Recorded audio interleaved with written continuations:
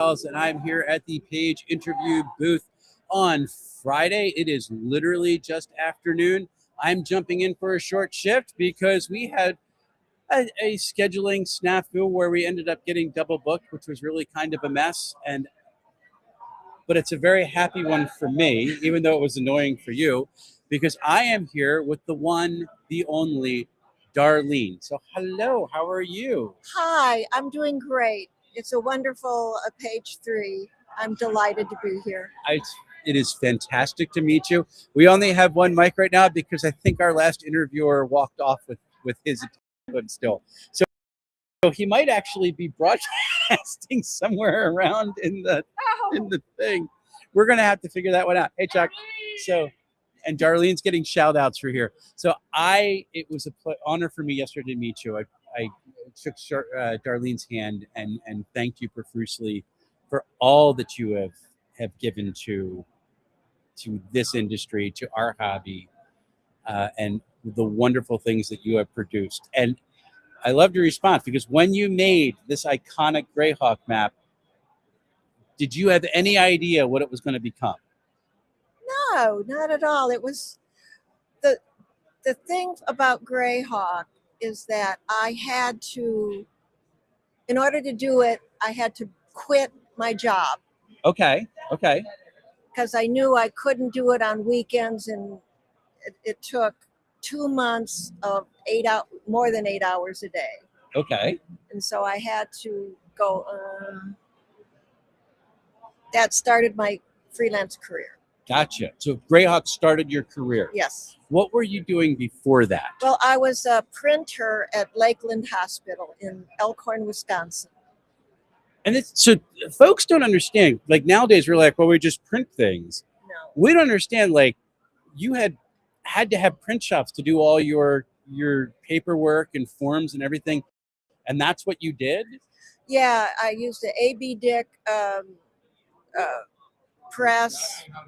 It involves creating plates and ink and all of that stuff. Yeah. So you got ink all over you and everything? I did not. Okay, well, look at you. So how did it come about that you got invited to do this map? Oh, well, there seems to be, all right. I had done Harold Johnson. Okay. And he had it hanging up. And then Gary walks into his office and he says, "That is what I want." Oh, neat. Okay. What had you done for Harold Johnson? That little map. Oh, just a little map. Okay. You know, Then you made the big. Okay. Oh, no, okay. no. For Harold. It was his particular whatever. Gotcha. Yeah. Okay. And so then he looked at, I want that. But at another con, Alan Hammock told me, "I'm the one responsible for you getting the job." And I said, "Okay." We have drama. So he says he was sitting in the office and there was a discussion. And Alan said to Dave Sutherland, "You would be a fool if you don't have Darlene do your map." I don't know. Wow. I love that. That's great. So between the two of them, I definitely got the gig. Map. Yeah. We were very, very happy. So, and there's so many things I can go for this, but one of the coolest things about it is when you are doing this map, mm-hmm. you literally had to come up with a way to put all those cool titles on. Yeah. So how did you go? Did you have to test that? How it would work, or did the first time that you tried something, did that work? I penciled it in first. Okay. All right. So I was given a little sheet to go by. Right. But I was also given the big sheets, and I had to count hexes from one to the other and pencil it all in. Then the pencil I gave back to be proofed. Okay. I got it all right. Okay. So if there's anything wrong, it was proofer. So first draft, perfect. We're good. Okay. So then when I got it back, with the corrections or what have you, then I inked. Okay. And then when I figuring out where the letters go, I made sure that the hexes worked with it so you can read it. Okay. Everything I did on purpose and with readability. Yeah. And where there's no way you can misinterpret what the hex is. Awesome.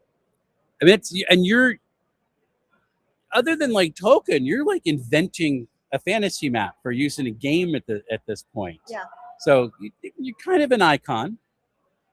I reckon, but what you may not realize is I love fantasy maps, and it was. Oh, okay. I was deeply into illumination, calligraphy, the whole shebang. Had you gone to school for all this, or did you kind of pick it up naturally and have and pick it up along the way? Like, what did you go to school for?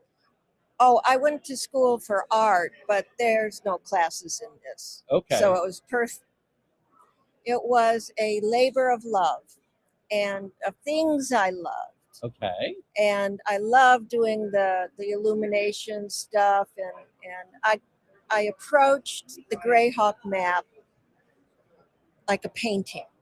Gotcha. Okay. And so I saw the whole thing at once, and it was aesthetic. Let's put it. And I seem to remember being able to do things that I shouldn't be able to do. Okay. So I think it might be some past life bleed through going on in there. So what first drew you into fantasy maps? Don't know. It's just something that really appealed to you going through? I think it was Harold that said, I want this. And I thought, okay, I'll do it. Okay. And you wanted to go in? Yeah. I love it. So had you been involved in, I mean, you were really at the start. Had you been involved in any of the early role-playing game experiences or the wargaming before that? Or you're just coming in as the artist who's making the maps? I'm coming in as the artist. I'm not in the game. I'm of the game. Gotcha. Did you ever get sucked in, or you're like, no, I'm good? Well, the only game I played, Alan was doing it, and the first thing that happened, he says, well, okay, you find a scroll. And he says, what do you do? And I said, well, I read it, it's a scroll. And according to the gameplay, it was supposed to kill me immediately. Okay. And it was like the first thing. And he goes, oh. That is never a good sign. He mitigated it a little bit, so because he was trying so hard to get me in the game. And I get killed off the first thing, and thought, oh shit. So your gaming career was rather short, is what we're saying. I thought, well, how fun is this? Yeah. Have you? So I mean, you have been sucked into this insane community over the years. Yeah. What is it like being someone, like, as you said, of the game, but not in the game? What's it like watching it from the perspective of, I'm an artist I'm not down with the mechanics and I'm not doing the role play, but I make the worlds that you all exist in? I do it intuitively. Okay. I can feel what needs to be done. And I think, if I may say so, spirit is involved. Okay. So it's just kind of go with the flow, and you suck in. Yeah. Greyhawk is what you are most known for. Is it?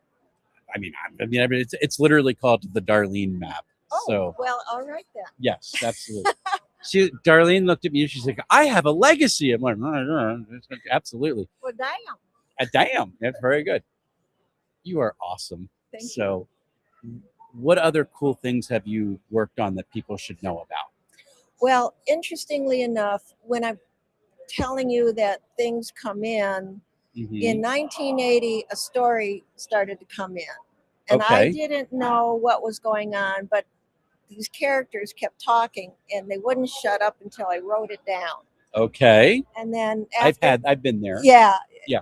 So after a while, I didn't know what went before that, but I kind of figured out a story. Okay. And then this story evolved into a an adventure fantasy in the Dragon magazine. I believe it was in 1980, May 1980, and I got it. It ran for a year. Okay. It wasn't it was never republished or okay. No. Extended for another year. Okay. And so, but the story kept coming in. Okay. So I thought, well, what do I do? Well, I made a game. You made a game with the characters and the factions and all of that stuff. That is awesome. Yes. So the art.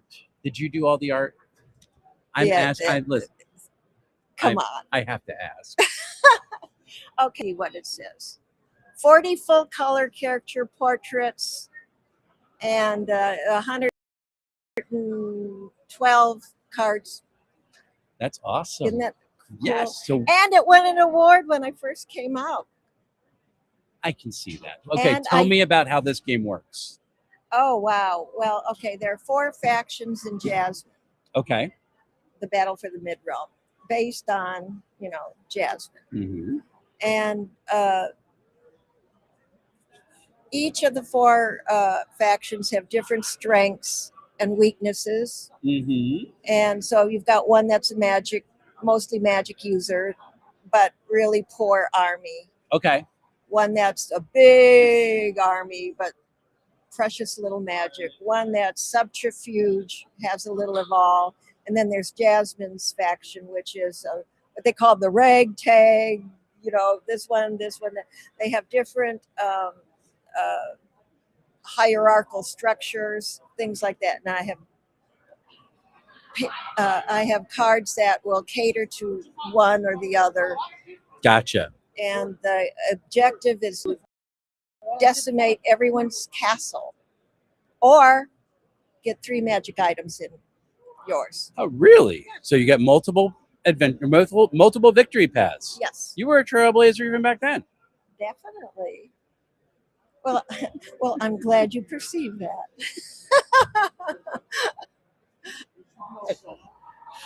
So, did you just bless your heart me? Absolutely. I don't know cool. why you would say that.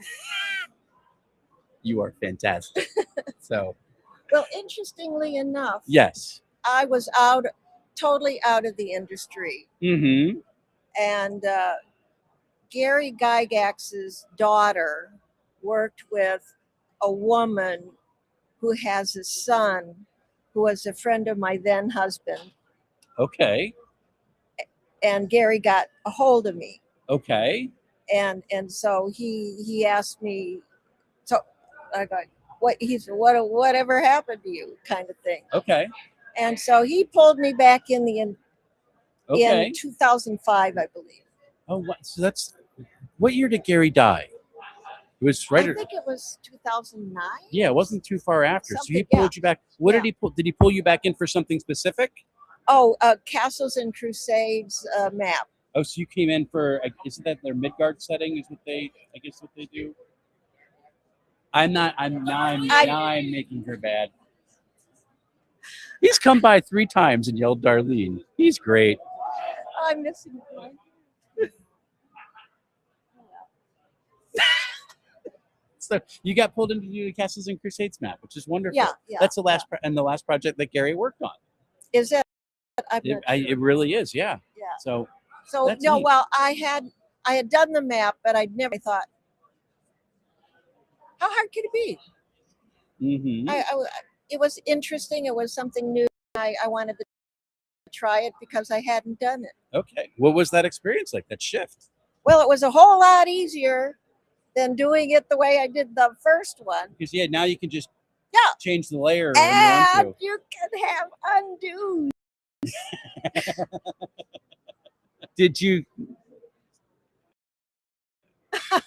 So when the first time that you're using a digital map and you can put in typed font to a space. I didn't do that. Was my font. question. You still did all your hand-drawn fonts? Right. Because that would almost. Exactly. Yeah. Yep. No, I do design type, by the way. That was my next question. You designed your own typeface for it? Yeah. Okay. And I I have since my Jazz uses my typeface. Oh, neat. So it's like a handwritten. Uh-huh. Oh, so nice. Yes. And it's faster. What do you mean? Faster to read or faster to create or? Well, instead of having to do all of the, excuse me. You're good. Take your time. Instead of having to do all of the calligraphy, which it cramps the hand. Oh, okay. So you design, right.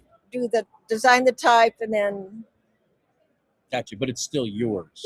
Yeah, Cool. It still has my signature. I don't think people don't understand just how hard it is to make a usable typeface. No, readability and all that. And kerning and all and the whole shebang, I meant. Well, both would work. Girlie's gonna get us demonetized. It'll be fine. Okay. Challenge accepted. Yeah. There we go. So it's neat. So did you design the whole font too, or did you just do the typeface? Because there's a lot of programming that goes into doing the actual font for the kerning and the spacing. No, it's part and of the program. I use Fontographer. Okay. What's your favorite part of that process? Design. Just getting to the way all the glyphs look. Nice. Do you like? I mean, I know your handwritten font is really, really cool. Is that based off of your handwriting? Like if you're doing No, text? It was based on the original story. Okay. So I wanted to match it. Gotcha. When you're designing a cool font, what's your kind of favorite? You want to do a decorative font? Do you like doing kind of? It depends on the use. Okay. You don't want a decorative font for text. It's illegible. Please tell everybody who has ever done a Word document for a flyer that line. Anytime you say it, please. So do not use a decorative font for text. It's illegible. And use the italic as capitals. Because it's illegible. It's never meant to do that. Yeah. Gotcha. My master's is in typography. Is it really? And design of types. So I do know what I'm talking about. Yeah. What's your favorite letter? Oh. Wow. I don't want to get any of the letters jealous, but I do like A and I do like Z. Z is really hard to do, by the way. Really? How comes? Because the middle part is, I end up doing the Z like this, and then you have a little line, and then I put another line to get, if you do it wrong, it looks like a slash and too thick. Oh, you didn't think, things people don't think about. Yeah. Because it isn't just one straight bar coming down. It's got to, so you do two lines. Yeah. That's cool. A Z is a nice one. Yeah.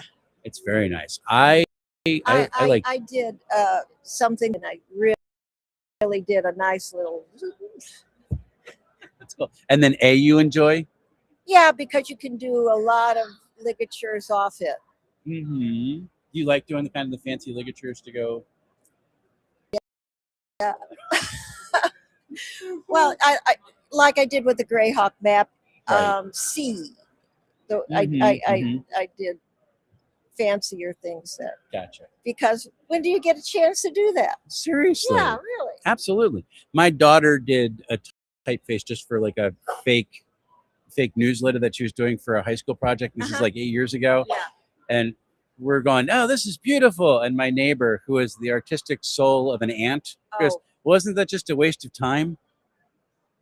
My daughter almost murdered him. And rightfully so. I'm going to now share this with my neighbor because we reminded him of that 8 years later. Oh boy. It was not good. She did a beautiful job with it too. Excellent. Very good. So you typeface, you do maps, you're a game designer, you write fiction. Is there anything that you don't like to do? Math. We just do that instinctually with the golden ratio. We're fine. Very good stuff. Oh my gosh. So you are here at Page.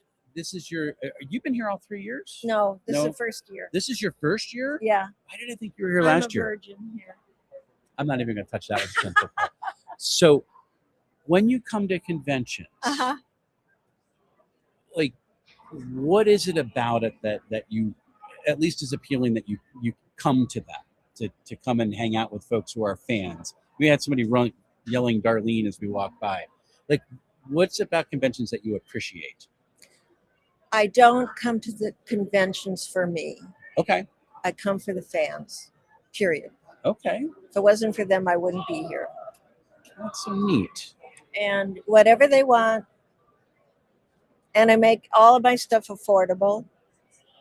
And you really can't get stuff from me unless I don't really market very well. Okay. I can market other people fine, but I don't know how to. I don't want to sell for myself. Yeah.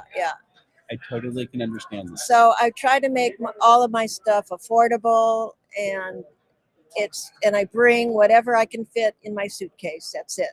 Okay. And hopefully my suitcase is lighter on the way out than it was on the way in. I hope so too. But I am selling the game. It's still the original run. May I just hold this, please? How much are you selling this for? Well, I have it's usually 133, but I'm selling it for 87 at the con. That's amazing. Is it if there's 4 factions, is it a 4-player game? It can be a 2, 3, or 4-player game, and the game is different depending on who people play. How long did it take you to design? Remember? A year. Just a whole year? You were Yeah. play testing and everything going through? Yeah. And what you said you got an award. What award did you win? Strategic. Wait a minute. Sorry. We're going to look up her own awards. Outstanding Game of 1982. Congratulations.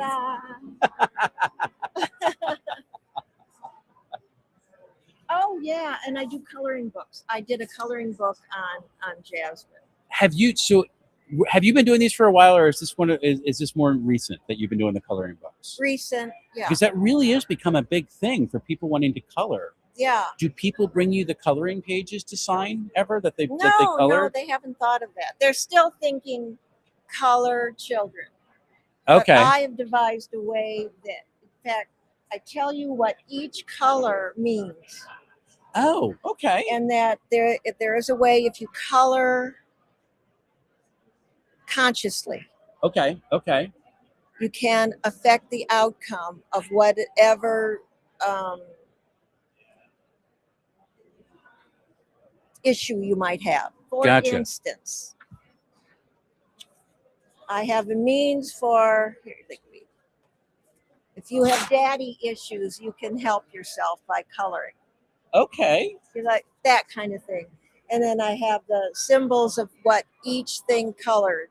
So if you're thinking how you want the things to be and you color it the right color, it can help you process what you're going through, and it don't cost anything for the therapy. Just your crayons. Coloring pencils. Excuse me. No. There's no excuse. Nothing to excuse.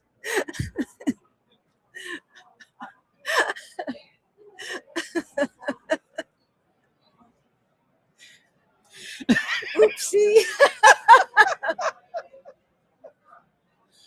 Oh my gosh. All right. Well, we are just about done our half hour. All right. I don't know how to continue. That's so beautiful. So thank you for coming on. Thank you for waiting the half hour. I'm so sorry that got messed up. Jeff would have loved to interview you, I know. So I am so grateful that you are here. I hope you come back to Page again. Okay. And I have, besides me, I have watched other people go up to you and thank you profusely for your contributions to this hobby. Excellent. Because and now we have stormtroopers walking by. Because you were one of the first people to give us a visual of what the world looked like. Not just the creatures, but the world. The actual world. and that really is Well, means a in lot. fact, I did all of the beginning graphics. I created the look Right. that, what's the word? Launched it. Yes, you were the launch art. So cool. May I tout my Patreon? Tout your Patreon. I was about to do that. Tout your Patreon. I have a Patreon that continues the story of Jasmine. Do you really? Oh, neat. So when I got back into it, the story started coming in again. It's so annoying when those characters won't be quiet. Yeah, and so I do like I did with the dragon. I do a monthly installment. Oh, neat. I'm almost up to 100 now. Oh. So it's patreon.com/Darlene_artist. So patreon.com, Darlene_artist. Yeah. Good. There you go. And you can keep following along with Jasmine. Oh, I've also got one for lettering. Oh, do you really? Yeah. Lettertopia. Lettertopia? I like how you just jump back in, which is wonderful. I'm so grateful you're here. Okay. And at some point, I'm going to sit down with you and with Anna B. Meyer at the same time. And have you duke it out. Okay. She's my roommate. That's what she told me yesterday. I interviewed her yesterday. So, because before we sign up, what is it like seeing Anna take your map and then go, I'm going to do 1 pixel equals 5 foot, and go into that level of detail? Fascinating. It's so bizarre. It's like insane how detailed we can get. Yeah, like more power to you. Awesome. Well, we got our next person getting ready to come on, so I am going to let you go. I am so grateful that you are here, and I hope I get to talk to you again, okay? My pleasure. Bye, everybody.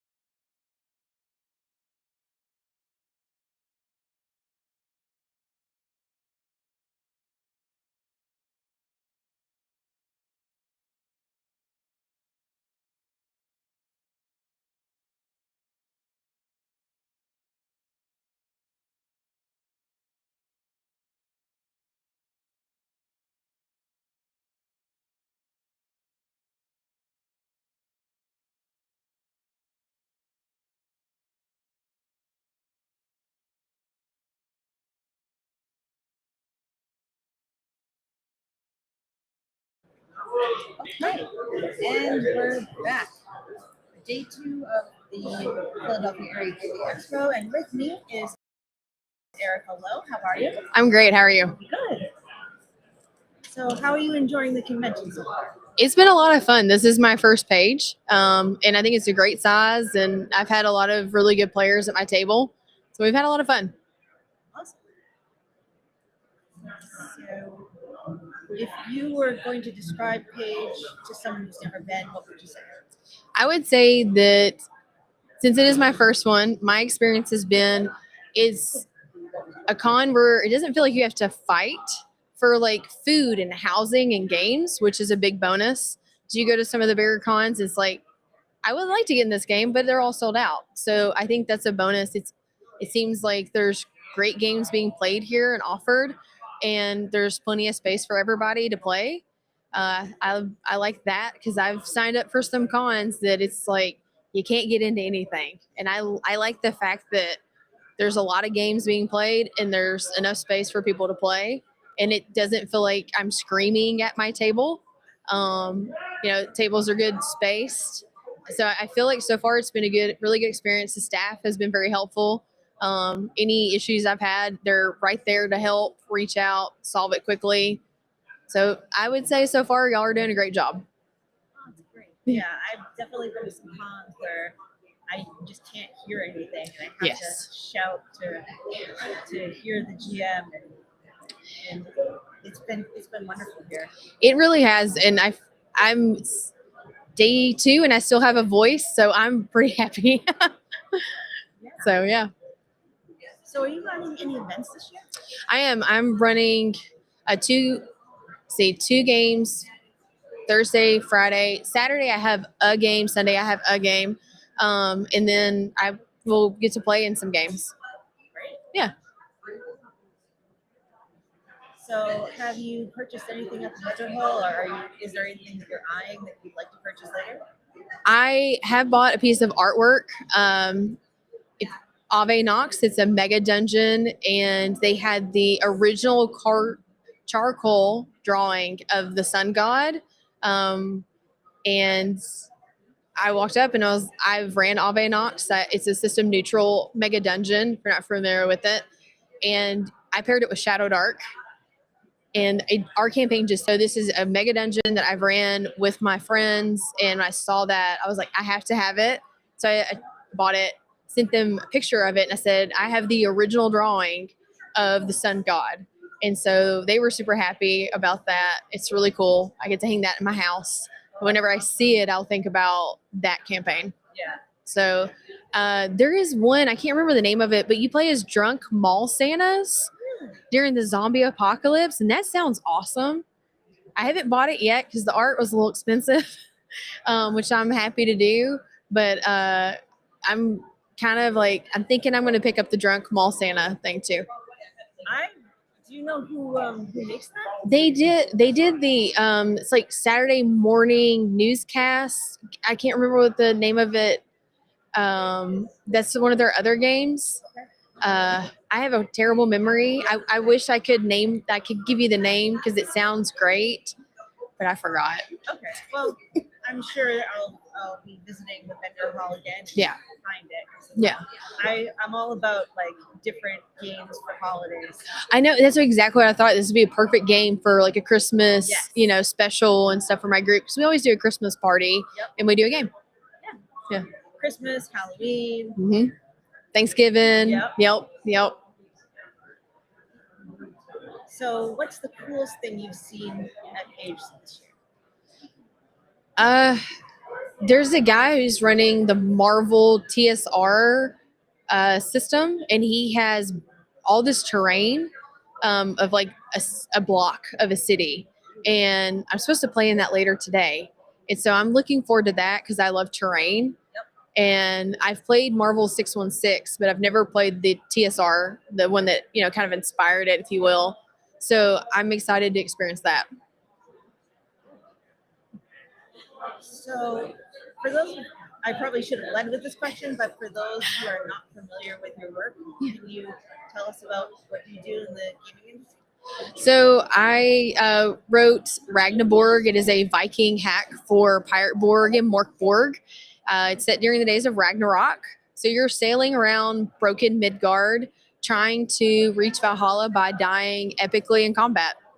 And I'm starting to work on other games as well.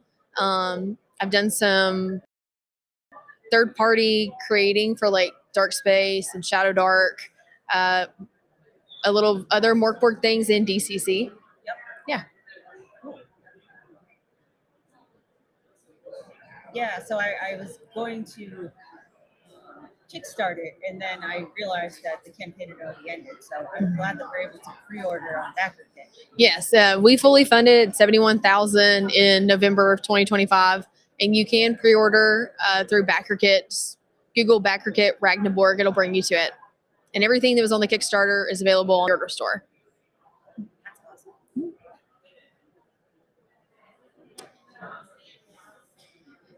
So I love that there's new carousing tables and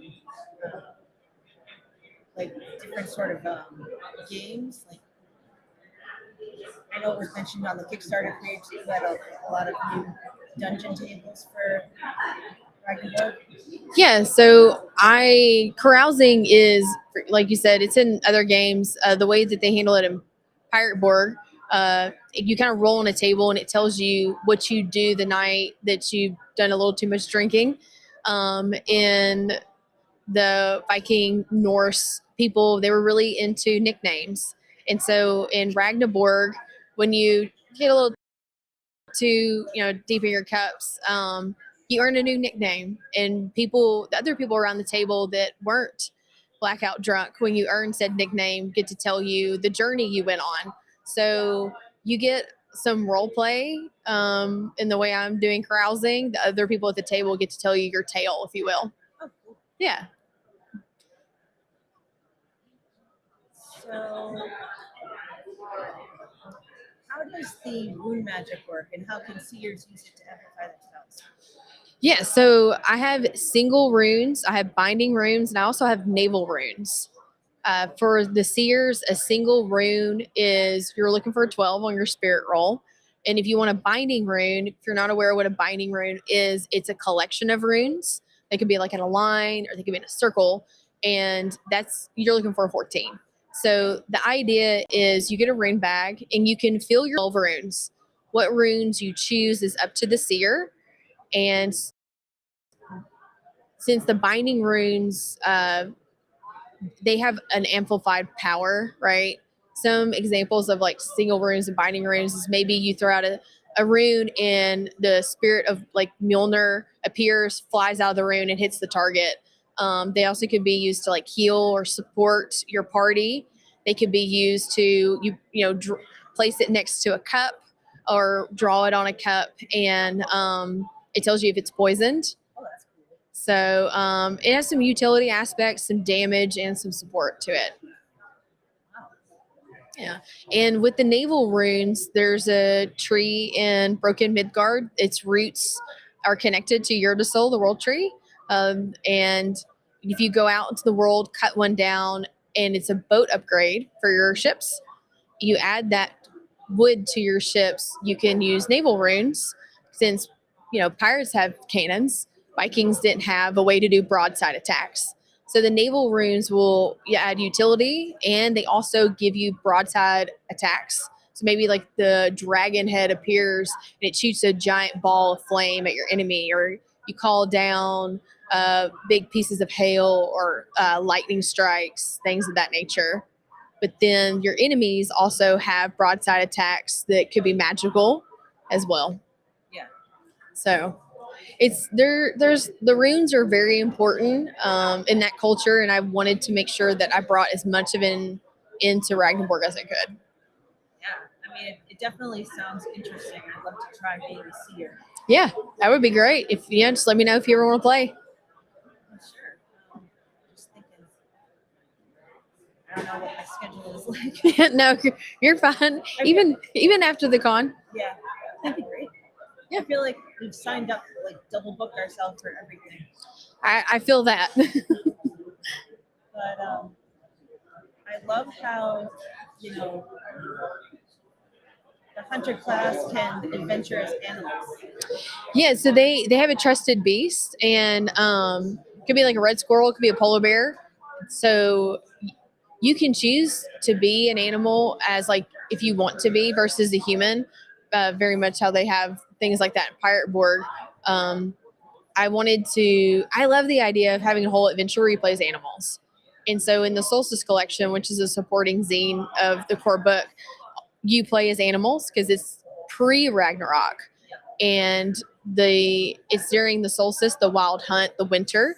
So humans could not be outside because when Odin rides with the dead through the sky, if you're outside, he takes your soul. So the effigy, which is created by the seer, it's kind of like a golem, if you will. They and the trusted beast have to protect the village through the long night. So you don't get to play as a human. You have to protect the village. You get to protect your humans. Yeah.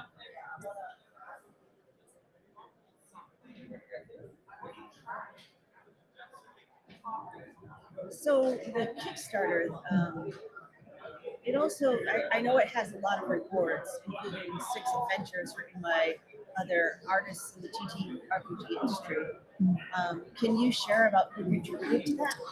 So my friends, actually, they're the Legends of Broken Midgard. So what each one made is a legendary monster.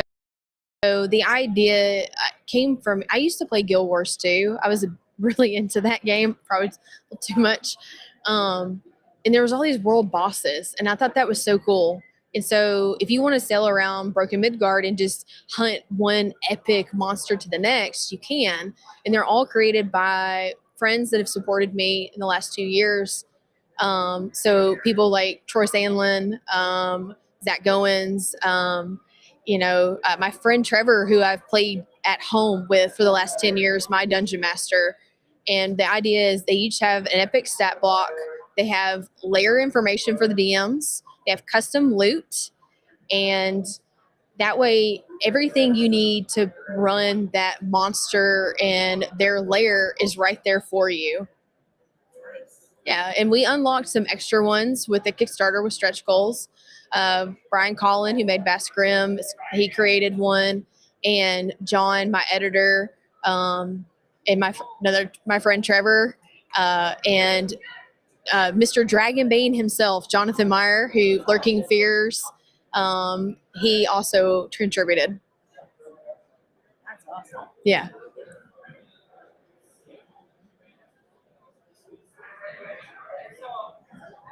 So do you have a favorite RPG moment that you'd like to share with us? Like any ever? Yeah. I would say it was Gen Con several years ago. I was playing with my friend Brandon. We were playing Monster Hearts. And we're teenagers. We were going to prom. We were all monsters. And, there's always the queen bee. And then there's like the quiet fae girl. And I was playing a vampire. And she was going to walk into the sunlight. She was tired of and she was like, I'm done. And her last thing that her goal is we're going to make this fae girl that's like overlooked and is more timid versus this mean girl. We're going to make her prom queen. And so we all used our monster ability to get votes for her to become prom queen. And she got that moment, and she got to dance with the guy she was interested in, who was playing like a werewolf, and they'd had their first dance and all that stuff. And it was just really sweet and wholesome. And I just loved that because they were our DM was expecting the queen bee to be prom queen, and we as a table were like, no, we're gonna make sure it's one of the players at table. Yeah, it was cool. That's great. Yeah. Now, do you prefer to run games or play them? I like both. I do both. I'm in a couple of different groups, and so I'm lucky enough to where I get to DM and I get to play. Most of the times, it's a hard thing to say, really. I like all of it. Yeah. Yeah. I know, me too. Yeah. So talking about house rules, do you have a favorite one that you use all the time? I don't know if it's necessarily a rule. I guess it is. It could be more like conduct at table. If a player speaks up with an idea, I don't care for when somebody else says, oh, well, I have a better modifier. Let me do it.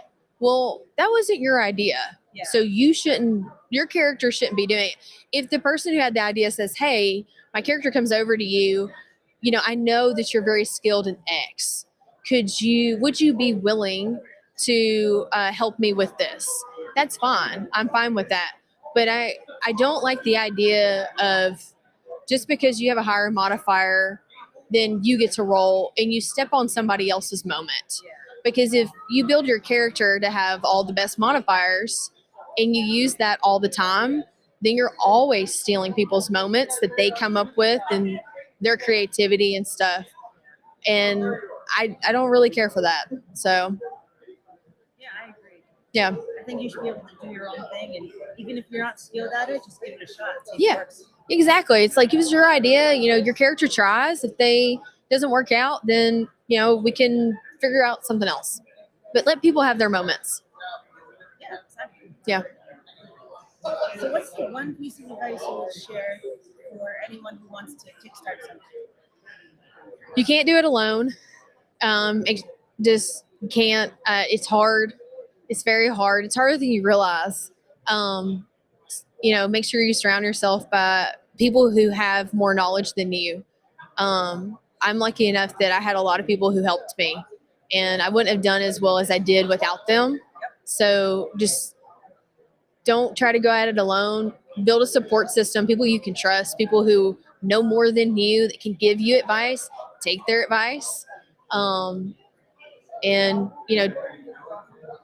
just know that like each person that backs it, they're showing up for you, right? They're showing up for your product. And just, I think that's really cool, to see that. Yeah. Yeah. That's great. I don't know. We're almost out of time. Okay. Do you see Chuck Combo anymore? Don't see. I'm sorry. Chuck Combo? I don't. No. We can keep going. Okay. So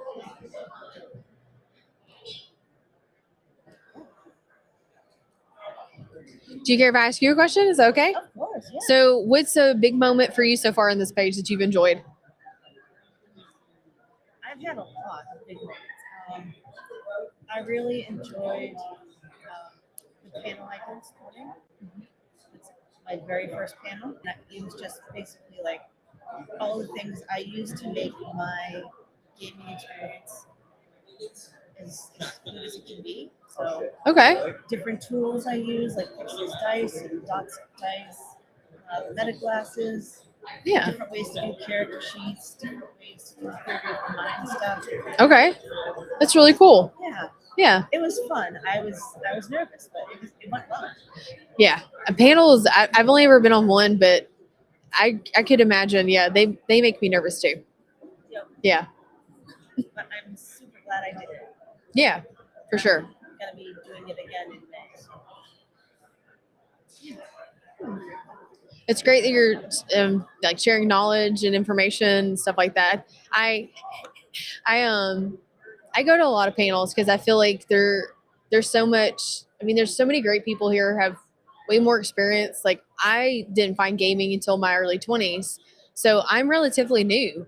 There's people who have been playing here since the beginning, or were there in the beginning, so you can learn from. Yeah. So when did you start playing? I started playing in 2017. Okay. And it wasn't really until 2019 that I got really good at it. And I still don't consider myself good. I'm more like, I still feel like I'm very new. Okay. But, I started playing every week with my husband and his friends. And I'm still like working out how to do certain things. is like how to, always improve every single game session. Yeah.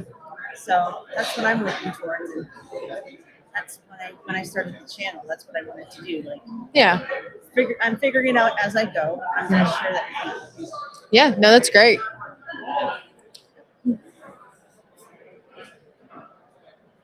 I don't want to keep. Yeah. No, you're fine. I appreciate it.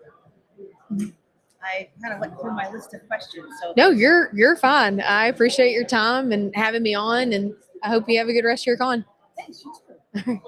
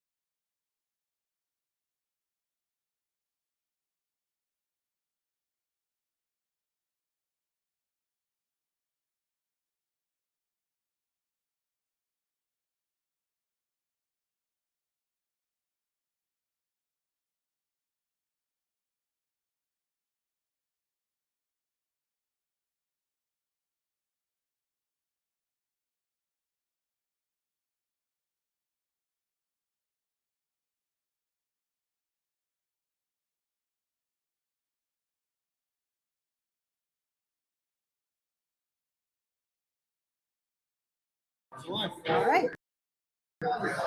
So we're with Zane from Dungeon Damsel, right? That is right. And for those who are not familiar with your work, can you tell us who you are and what you do in the TTRPG? Absolutely. Okay. Yeah. Do I need to hold the microphone close, or do you? We don't know. Okay. Well, we'll just figure it out. Okay. Hi, everybody. I'm Zane Daniel. I am co-founder of Dungeon Damsel Publishing. We've changed the name just recently to Publishing, and I'm going to give a little backstory. So before I came into this world, I was a producer in the video game industry for 22 years. Wow. So I had a lot of experience working with teams of artists, programmers, and overseeing the production of video games for consoles, for PC, for everything. So when I left that industry, I took a break, and then I remembered my childhood of playing role-playing games. And it was really surprising that nobody in the video game industry, at least in the company that I worked for, ever sat down and played any TTRPGs. I was surprised, and so I went that entire time without playing any. But when I took that break, I said, okay, I'm definitely tired of video games, but I'm excited about doing some TTRPGs again. And so I went online and I found a group and I started playing. And it turns out that the Dungeon Damsel, Bunny, who is my co-partner on this, was in that group, and that's how we met. And what I ended up doing is starting to run games again, and I really enjoyed it. And so for years, I was running games with new groups of people that I found online. We moved to a new city, went to the gaming store, and I just started running games like crazy. And I was running a system, it's called Basic Fantasy, because I like that old style, OSR sort of gaming. And when I started running that, I had a great group, and Shadow Dark came out like halfway through that campaign. And I said, oh, let's switch to that. I think this is going to be great. So in the process of switching to that, one of the players was playing a necromancer. And, I was looking through the original book for Shadow Dark because it had just come out. I got the PDF after the Kickstarter right away. And I realized, well, there's no necromancer. So this seems pretty self-explanatory. I'm going to go ahead and create a necromancer class so that we can convert everybody over. And in the creation process, I created all the spells and this, fairly complex class. And Bunny said, wow, this is really good. Like we should make more, and you should make a book. And she's a fantastic artist. So I said, okay, well, if you draw the art, I'm going to make this book. And so we ended up making the book, and I have it right here. It's the same shirt I'm wearing. It's called Unnatural Selection. And we released it we had our Kickstarter the same year that Kelsey of Arcane Library had the Kickstarter for Shadow Dark.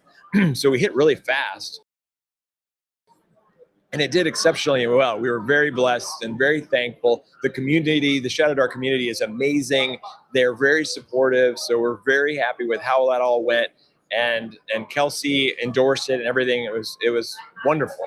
And so that's really how it all began. And now we're gearing up for our next Kickstarter. It's backer kit ultimately. Which is going to be March 10th, and it's for a series of books called Droskara, because it's the full world. This is only, I don't remember exactly. Oh, I think it's 6 classes and 12 ancestries and spells and monsters. It's just kind of a supplement, right? But Droskara is a full world above ground with lots and lots of cities and complexity, that all the cities are battling with each other or at odds with each other. And then, of course, on world as well. So all of that is outlaid in Droskara, including these huge and incredible and magical items that are world changing, but they also come with them hefty curses. And so if the parties decide to use them, then they're going to have all kinds of problems. Okay, well, I just said parties. The reason I said parties is because this system, or this world that I've been running, has been in 3 up to 4 groups concurrently in the same world, and they're all affecting each other without knowing it. So there's people that are, we play every Wednesday night, we play every Thursday night, we play every other Friday. And so those 3 groups especially are interacting with each other without even, engaging with each other. And because the whole world is really set up, somebody called it very Game of Thrones. So we've got all these factions that are all vying for power and control of these artifacts. And so if a party grabs an artifact and takes it to another faction, then they change the landscape of the whole world. So that's what the Druskara series does, is it creates this world where people can run multiple parties if they want to. And there's also an evolution system where they can make big changes to the world, the GM can, every time a session starts. He rolls on a table and goes, okay, now the Shining Kingdom is going to try to take over the Borfrost with the Frost Giants. And so now there's a war going on. And it's all tracked through a system that we've created for Druskara, so that we can make that easy for people to do. So that's where we're at right now, and we're excited because we're working on more products in the future. So we're really ramping up big just because we made a Necromancer class for Shadowdark. That is so exciting. Thank you. Yes. And Druskara, that sounds like some killer homebrew. It is. Yes, that's right. Because we're borrowing, of course, you're going to have goblins and you're going to have frost giants and you're going to have dragons and that sort of thing. But we're expanding all that too, specifically for our world. Yeah, that sounds like such a fun game to play. Thank you. And when did you say it was coming out? March? Yeah, March 10th is going to be the backer kit launch. So we're really gearing up for that right now. All right, I will have to check that out. Yeah, and we're playing games here. I'm running one-shots of Druskara so people can get an idea of what it's like. I did one last night, and again, they had 2 of those magic items, and so they were trying to solve this very difficult puzzle, and they've got these world-ending. One of them, the crystal skull, takes over anybody who tries to wield it, and the other one is the crystal rose, which heals and lifts curses. So that's like Crystal Skull versus Crystal Rose, inter-party, PvP sort of situation going on, vying for power. One is trying to lift the curse, one is trying to make the curse even worse. So it was a lot of fun. Yeah. We lost 2 characters instead of all 7. So I was a little disappointed, but. You wanted to totally kill the person. Yeah, that's right. That's what Shadowdark's all about, right? Like, we want to kill as many people as possible. No, we see a lot of TPKs at conventions at one-shots, right? So I think that it's okay. If you've invested a year into your characters and everybody's, really going great, and then there's a TPK, that's pretty sad, actually. Yeah, it is. but in this environment, it's totally okay. Yeah, it sounds like my first experience with Star Wars. I listened to one of my husband's friends put a Brainium charge on the door to blow it open. Ended up killing everyone. Oh right. Oh yeah. Yeah. Absolutely. Yeah. We have a class called the Ovate, which is essentially your druid, and we have one of the spells is Bloomquake. It creates an earthquake with flowers erupting out of the ground. Well, they were in a tunnel system that was unstable, and the guy didn't realize what he was doing, so he completely. He almost wiped out the entire party by having the Bloomquake occur under the ground. It affected everybody in the party. Rocks are falling from the ceiling, just from one spell. So it was great. That's awesome. So can you tell me about the, you did like a short, but it didn't have any text. Is it like nothing was spoken? It was just music? Do you know what that was for? Was that for? I'm not sure what you're referring to right now. Huh. I don't know. It was a short on the YouTube channel. Well, okay. So the YouTube channel, that's Dungeon Damsel, and she makes videos, about 3 to 5 minute videos, giving instruction and hints and advice on doing things specifically with Shadow Dark sometimes, and sometimes doing things with just RPGs in general. So, our most recent video, I help her with it. Our most recent video was how to speak like a god. If your god ever speaks to your character. Yeah, right. That's awesome. Yeah. So we have a good time with doing that too. And it helps, because I make a video for her, like I write it up for her because there's something I want to know how to do that I'm not very good at, right? So I'm like, okay, how do we speak like a god?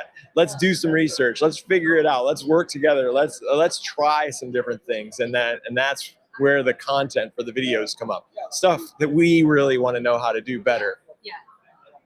Yeah, it's the same with me. Like, I'm trying to grow my skills as a DM and a player. Right. How do you do that? Right. And then once you figure it out, sharing it with the world. Absolutely. And, one of the things that I do, and I absolutely love it, because, Shadow Dark is known for being a dungeon crawler. And some people play it very generic. It's like, you've got a character, you're an elf, go in the dungeon. They don't care whether you play a role as the character. They don't care if you have a backstory or anything. And I don't like that as well. I want to, I always say this, I want to be entertained just like the players are entertained, right? I want you to entertain me with your incredible acting skills or your dumb decisions because you have an 8 intelligence in your character, right? Like, I want to have and things that we all remember and we laugh about and so on. So in Shadow Dark, you give a luck token for anything you want to give a luck token for. It's just like inspiration in 5e, right? So I have a rule that I don't give you a luck token unless you use a character voice or you do some sort of interesting thing that is specific to your character. Your character always hums and haws every time he talks, or he hates one of the party members, right? Like, oh, that guy, I don't want to listen to that guy, right? Like, I want to be entertained.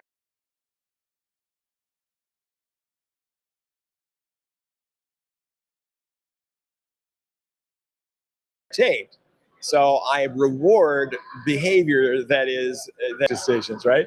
This guy isn't smart enough to figure this out. So he casts Bloomquake in the middle of a tunnel that's going to collapse, right? That's when I give a luck to, like, yeah, you're playing it right. Yeah, I mean, there was a time that I actually purposely killed my character. Because she, right, that's what she would do. Right. She would go in there and try and save everyone, and Right. Well, that's the true hero. That's a hero, right? We made a video on Shadow Dark about that specifically. We often look at 5e and say that's a game of heroic proportions, right? These characters are not going to die very easily because they are heroes. Okay, that's one way to look at heroism. The other way to look at heroism is you sacrifice yourself for the rest of the party and you die, right? So I would much rather reward that. That's a better story. That's a story everybody's talking about. Like, oh my gosh, you sacrificed yourself. You saved us all. You're dead. I'm so sorry you're dead. But wow, that was awesome. Yeah, it makes it memorable. Exactly. Right. It's way more fun when people tell stories about the games that they played, but the DM did, right? Not because this script was pre-written and they were supposed to encounter Strahd, the vampire Strahd, in this one area. It's because they said they had a kind of a sandboxy experience, and so they made decisions that had incredible character outcomes, right? Like, I had, in Droskara, it is very, very much that way. It's very kind of sandboxy. And one of the characters really wanted a particular magic item, and they encountered a dragon, and the dragon wanted something from them, and they wanted this particular magic item from the dragon. I didn't prearrange all that, right? It just so happened that it worked out that way. And so the dragon gave them the item, and then it was just constantly hounding them for them to find the thing that it needed. And it gave them a crystal ball, and the crystal ball's buzzing every time, and it's the dragon's eye in the crystal ball going, where's the thing that I want? So that just made the whole thing. They were always tense. They were always worried that the dragon was going to eat them at any moment. We got to find this thing. We got to find this thing. So it was fantastic. And again, I didn't plan any of that. That's the dynamism of everybody playing their role. Yeah, it's awesome when everyone works together to form a story like that. Yeah, absolutely. Yep. And I have to give them credit for creating that story. So tell me about the Etsy shop. I looked at some of the pins. They're beautiful. Oh, right. Yes. So yeah, Bunny designs, draws all these pins. She's really gotten into it. You have to, I don't know the link to the Etsy shop, but you know what I would say is if you went to dungeondamsel.com, that you're going to see our books, you're going to see things that you can purchase, including the dice and so forth. And then you can reach out to Bunny personally and take a look at, she loves mimics, and her first pin campaign was all kinds of different mimics, a sword that was a mimic, a pizza, a toilet, all kinds of great ideas. Very good.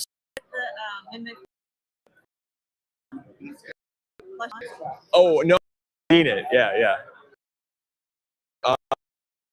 So yeah, so continued to make more. She's got more campaigns that are in the works, and a third one that's going to launch. So she's really having a great time doing all the pin stuff. Wow, that's awesome. Yeah. So how was it getting started on YouTube? Oh, well, and that's interesting because our very first video, we did the top 10 things that you probably didn't know about Shadow Dark, or that you're playing it wrong or something like that, right? That thing went crazy. The very first video we did, we had thousands of views. We were blown away by that. And then it was kind of easy after that. I don't think that's the normal experience. Well, we must have timed it right or something. That's great. Yeah. I mean, I'm on YouTube and it's fun. It's not easy. No, but there are some pretty cool things that you can do to make YouTube successful for yourself. And that includes trying to figure out what people are going to search. You want search terms that people are going to go, oh, I really need to know how to do this. It's just like I did the God thing, right? How do I talk like a god in TTRPGs? Yeah. I tried to find that on YouTube and I couldn't find much. So I was like, okay, well, if I'm searching for that, then maybe somebody else is too. And so that's one of the keys. The other one is consistency, releasing something on the same day every week and getting that, because YouTube likes that, right? Like YouTube wants to promote that sort of thing. If you just put out a video every once in a while, you don't percolate to the top of the list. No, you don't. And I found that out when I started going down to once a week. Oh yeah, if you retract, that's the worst, right? Normally I'm twice a week, but lately I've been only doing once a week, so it's crazy. Right. It takes a while. If you got to get up to 2 times a week, which is great for channel growth, right? But if you get up to 2 times a week and then you move back down to 1, it's going to take a while for you to be okay with that, essentially. Yeah. But if you stay consistent with once a week, you'll eventually get there. Oh yeah. Yeah. So I was on the channel. I see you guys have done a few live plays and stuff. Right. Oh yeah, because what we're doing there is almost every Thursday we do a live play, and that's one of the groups that's in Druskara. So we have 5 players, myself as the DM, and we do a 2-hour session. And once again, I feel like maybe I'm biased. But our guys are amazing. Like our crew, they're funny, they're ridiculous, they play in their character voices. They're good at solving the puzzles and they're really good at the role playing, right? Like they're very good at the inside jokes and the ribbing of each other and the tropes. They've got their own tropes. They're very quotable. Like, you quote your favorite movie quotes. These guys are awesome. Like, and we've even made a song that is essentially all the quotes from the live plays, and we're up to episode 61, I think. So I think we have 62 when we get back. So I mean, very consistent. It's great. I love it. It's funny that you mentioned songs because we have been making songs for our Star Wars campaign. Nice. And so I have this character who's a pop star gunslinger. Okay. So her name is Starshine, and she's always making up songs about her experiences. Something I really enjoy. Yeah, absolutely. I mean, anything that you can do, because it's a creative experience anyway, right? Like everybody's being creative at the same time, and so that spawns all kinds of amazing things. So why not continue to add more creativity to it?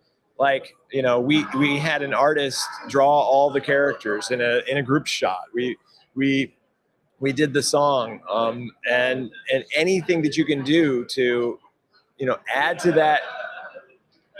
You're creating a world. You're creating everything, and so the more creativity, the better. Yeah, feels like you're, you know, in a live environment. Yeah, absolutely. Right. Yeah, and I think that the live environment, what it does is it causes people to play a little bit better, right? Like, so our guys get distracted easily and they're goofing off, but it makes you go, oh, I don't want them to be bored. I'm going to kind of push the action along. Like, everybody kind of jumps in together to make sure that happens, right? So I do like that aspect of it, because I think it does have an impact on consistency. They're like, oh, people are watching them to like my character, right? I want to make sure that I'm consistent and keep the action going. Yeah. So I see that Bunny's she likes to draw artist. Oh yeah. Yeah, she drew this image. You know, the cover of the book here is Bunny's drawing. That's awesome. Yeah. How is your game design? Oh, a lot. Like she'll draw something and it'll get me going on something new, like a new idea. I mean, and what's cool is she brought a lot of art to the table from her past. So one of the main characters in the book is a direct result of one of her old character concepts that she had created a long time ago. And she drew this image when I find it here. It's the Fell Curse. The creature is called the Fell Rack. And I see. I know where it is. Maybe I'll find it eventually. Oh, there it is. So let's see. We can get a shot of that there. So you can see this, this amazing creature that she came up with, and she's like, let's see if we can get this in the book. Absolutely. And so we ended up creating a whole system of a curse where you can end up, growing extra legs or spider legs, or your skin melts off, or all these different things. And it's a series of roll tables that changes your visual appearance as well as some of your abilities and so forth. So it's been a really cool addition, and that's a perfect example of just taking that cool drawing and turning it big and awesome.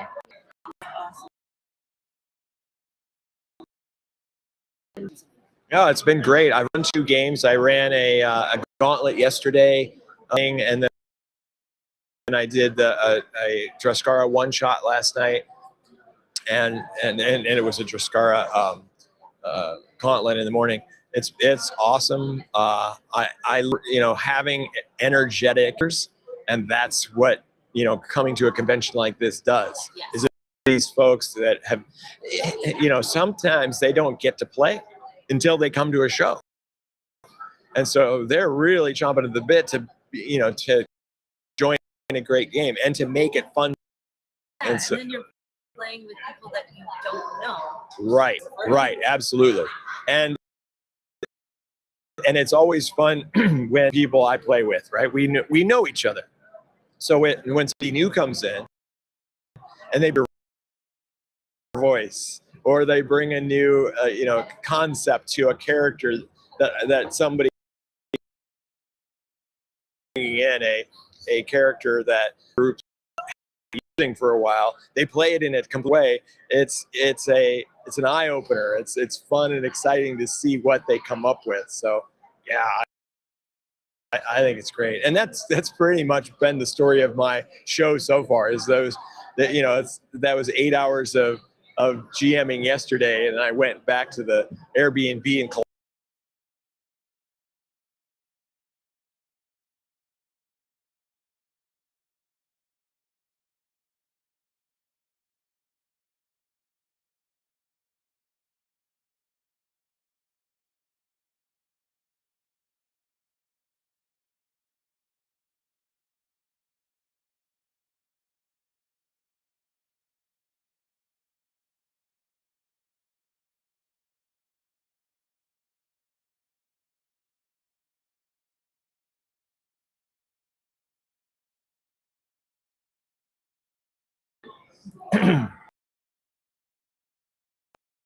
Yeah.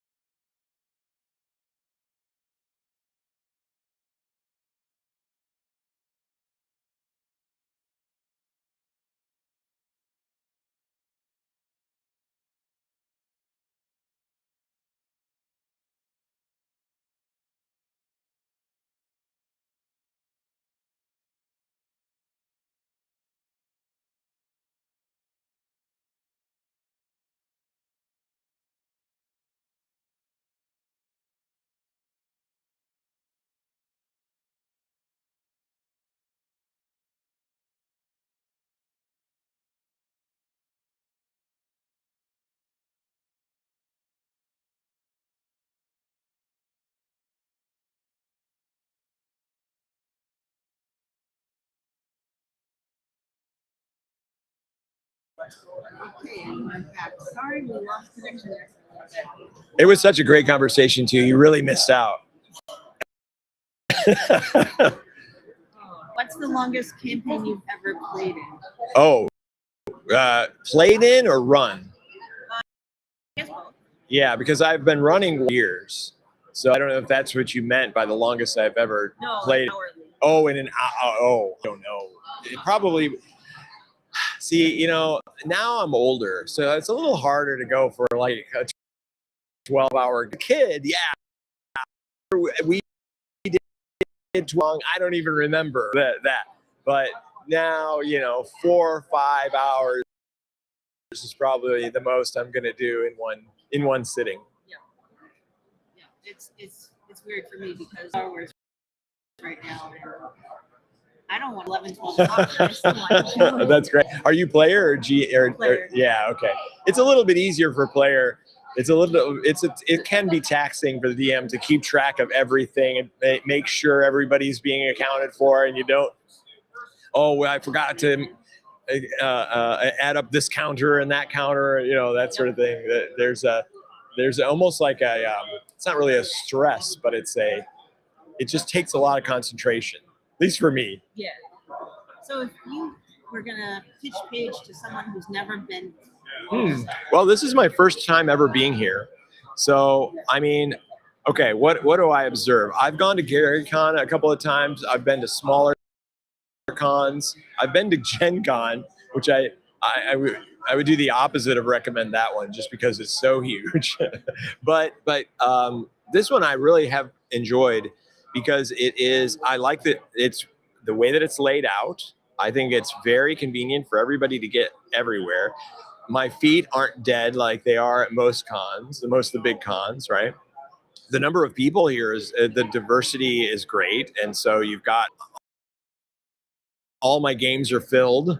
So nice approach to creating games, right? It's like you sign up ahead of time and sign up to be in the games. Like, I hate it when I go to cons I don't hate it, but it's not as much fun when you go to cons and there's no signups and you just gotta be at a table and wave people down. I feel like I'm high pressure salesing people. Like, you gotta come play my game. Let's go. Let's do this.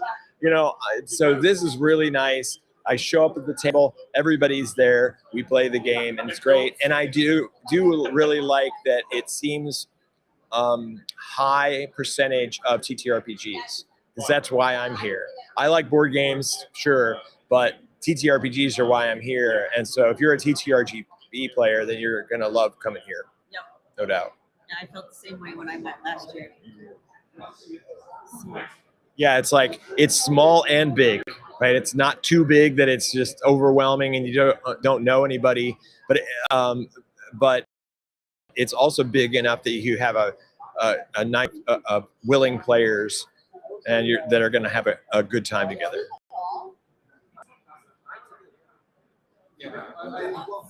So, do you have a favorite TTRPG moment? Oh my gosh, a favorite TTRPG. I'm trying to think of one. Well, I mean, it's funny because I think that a lot of my favorite TTRPGs are when the players take over, right? Like I'm there to facilitate, and I want them to get so into it that they're stressed and that they're worried and they're sweating it out.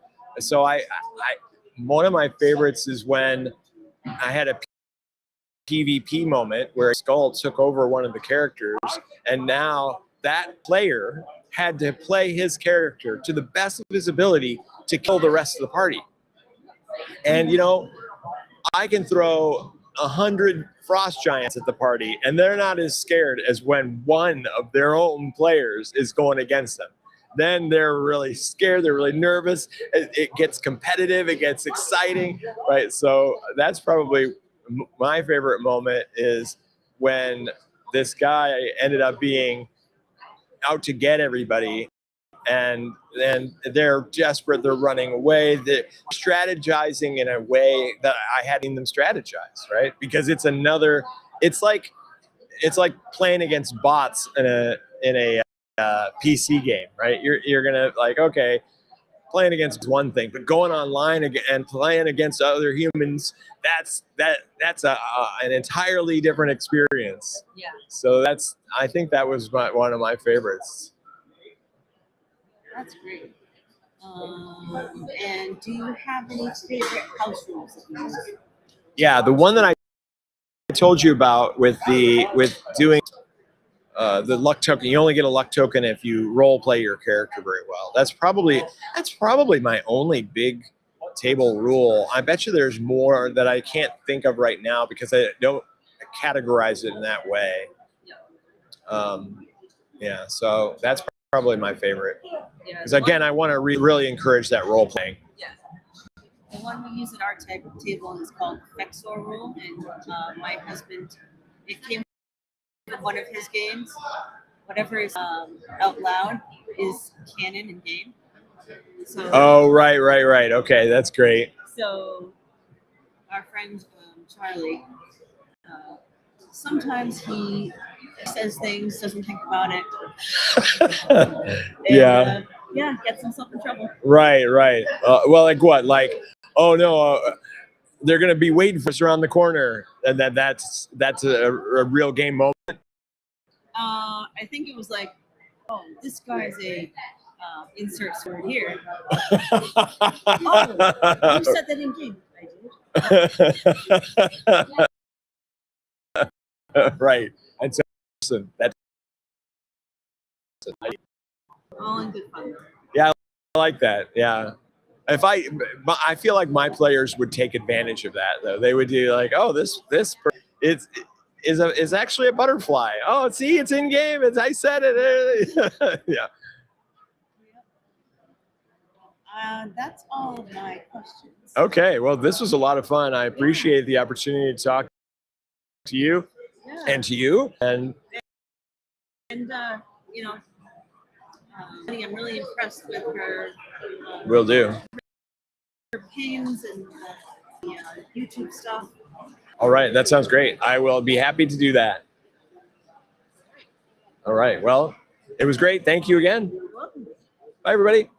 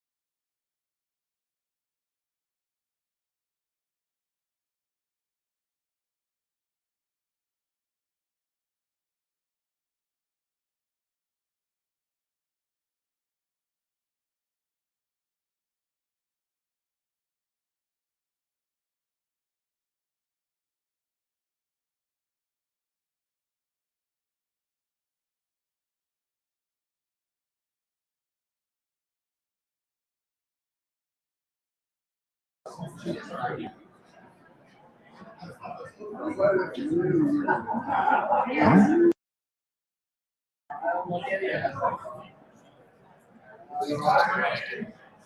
folks, I hope I can be heard. Here we are. Welcome to day 2 page of hanging out at the video booth. We are currently waiting on Justin Soroy to join us here. We've got a little 30-minute upcoming segment with Justin. So hopefully he will be stopping by here shortly and we can talk to him and find out what all is going on. So I hope you folks out there in TV land are having a fun afternoon. I'm looking at the camera straight ahead, and the laptop that's doing all the heavy lifting is over here. So I can't I can't see your comments. I can glance over here though. Let's see if I can. There's the chat overlay.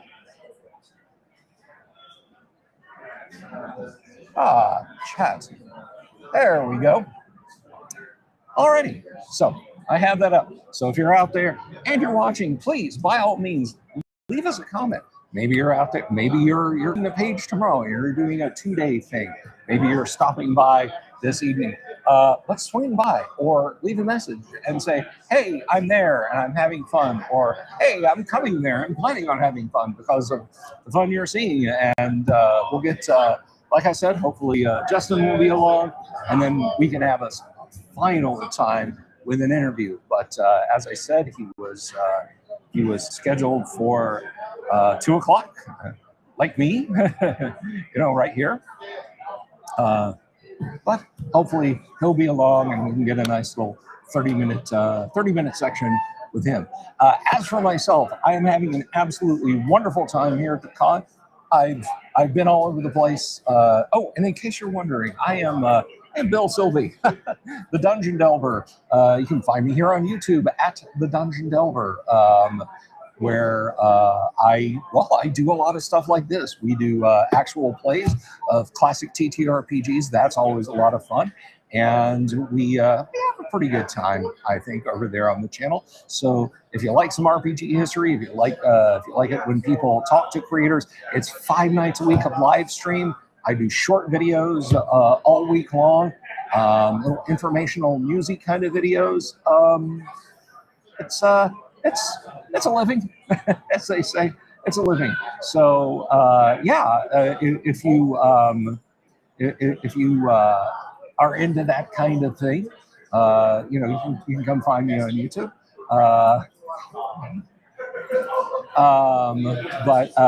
Anyway, and so many famous people here at Page. We have Eric Garland of Gaxland Games is here, and Eric's owner is here too. Hades is here. How you doing? I'm doing great. You're running some games. I saw you running some.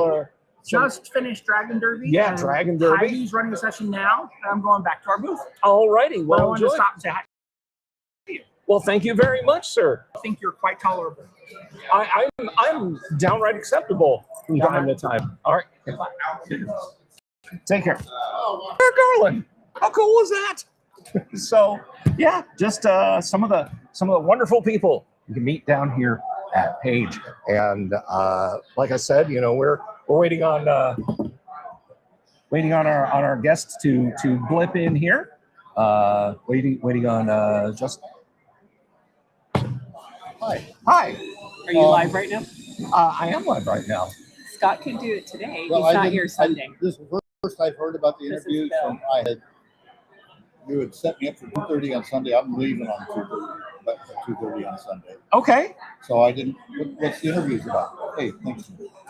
All right. Thank you very much, Jen. Do you need Wes or anybody? No. I think we're good to go. Take it from there. All right. Scott, you wanna step around here? We'll do the Johnny Carson. I'll move down one, and you can have a seat. All right. So what's this about? This is all about you. How are you? Good to see you. Tell us a little bit about yourself.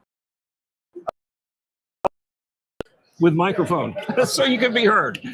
Okay, I know, like how I got into it or what I've Well, let's start at the beginning.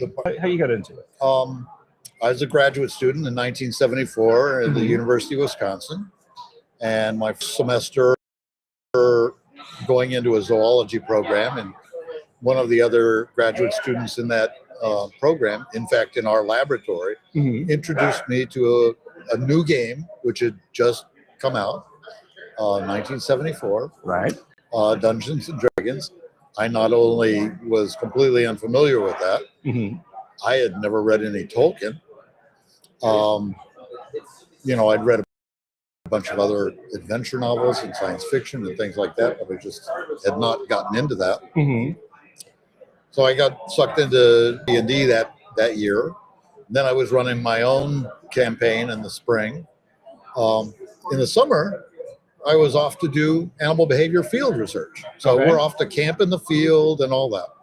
Now, the other things that are happening in 1974, a wilderness adventure, if you will. Yeah. The other things that are happening in besides now reading Tolkien is a publication of the book Watership Down. Okay, so you've got these events that are coming, learning about the dragons, reading Tolkien for the first time, Watership Down. Watership Down. So we're doing my research during the day. In the evening, camping all summer around the campfire and writing a new game. And that's Bunnies and Burrows. Bunnies and Burrows. Okay. So the next year, I went back, in the fall to Wisconsin. And now we're running games all year long. And I guess now you would call it playtesting. We're just playing the game that I wrote. Right. Okay. And at the end of that year, my friend Dennis Astaire, he's his doctorate. I should point out that's Dennis Chariot of Sestair. The Chariot of Sestair in the AD&D Player's Handbook is named after him. Oh, is that right? That is correct. He also invented the Druid class. He's been around and done a lot of way more than me. But at the time, I was getting more into my graduate training. He was finishing up. He said, "What do you want to do with the bunny game? I've got somebody that might be interested in publishing it." And I said, "Okay, well, you can have it." And so I gave him all the stuff, and so he wrote it up. Mostly that was him translating all the stuff I had handwritten on sheets of paper, published by Fantasy Games Limited. And we look back on it now, and this is the 50th anniversary this year. It was one of the really early RPGs. Yeah. But at the time, it was just, it was just what we were doing. So I do have to mention this because this is kind of serendipitous. Yesterday here at the booth, of course, Jeff D stopped by, and Jeff did some of the wonderful artwork in the first run of Bunnies and Burrows. I've got the Bunnies and Burrows crew. Yeah, no, he did the artwork for, they call it the second edition, but really it was a reprinting of the first edition. They just in the first one we literally did in TypeScript. It was off of a typewriter. So just typed up by hand. Typed up. Okay. And then the second one they actually printed it. But it was exactly changed. Okay. The first real first edition was the illustrations were by Charlie Loving. He was a friend of Dennis's, but he also was one of the people that played the game. And he would sit here and he'd do these sketches and things while we were playing the game. Wow. And we just incorporated some of that stuff into it. That is really, really cool. So, I think there's a perception that Bunnies and Burrows is just, it's kind of, it's like paranoia or something. It's just meant as like a joke, just as a one-off by some gamers. But I think that's maybe not its due. For somebody sitting down and say, okay, I'm going to play Bunnies and Burrows. I'm really going to give it a shot. It's the word I'm looking for here. How do I tell them it's a real game?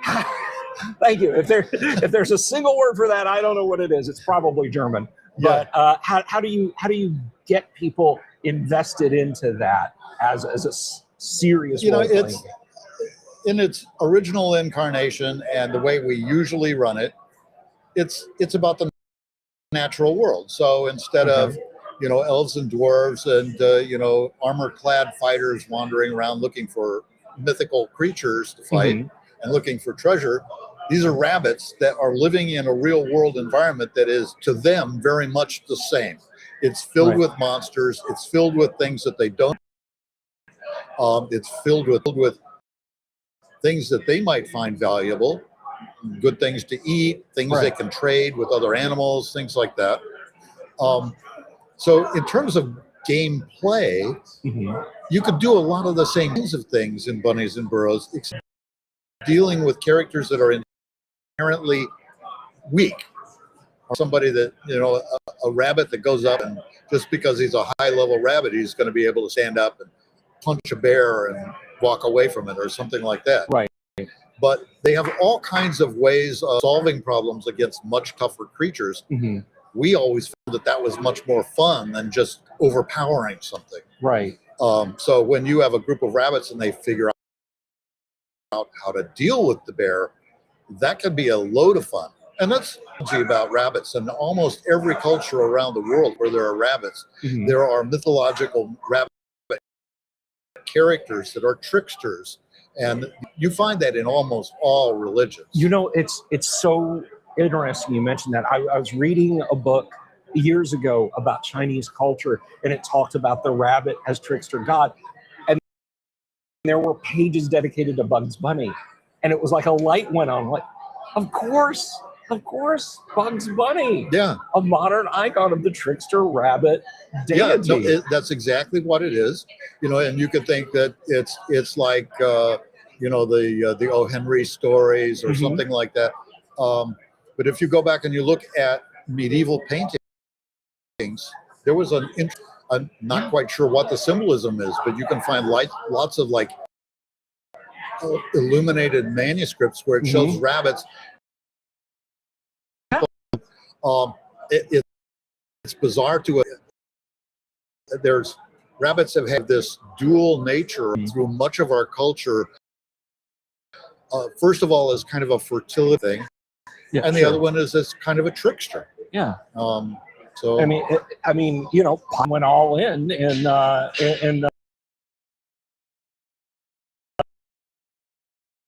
that's exactly right. Rabbit's I'll kill it. It's a bunny, yeah. Yeah. Anybody who's played Bunnies and Burrows would not have done that. But. So I'll just skip over the middle part because I brought some new people into it, but I had new kids, I was starting a new career. It just gaming kind of fell out of my life, and I didn't really come back into it until almost 30 years later. So I retired. I spent the interim as a research scientist and university professor. I did neuroscience research and developmental research and things like that. So go ahead. I gotta ask, did any of your students ever say, "Oh my gosh, you're the guy who wrote Bunnies and Burrows"? I've had some funny interactions that way where people have recognized that or they found out secondarily, and sometimes it's been a matter of humor for them, and sometimes, I'll tell you another story. Okay. So in about 2016 or thereabouts, Dennis contacts me and he says, actually, I was contacted, Frog God Games is interested in doing a new edition and updating Bunnies and Burrows. You want to work on it? I said, yeah, that sounds fine. I was already retired. Sounded like a fun thing to do.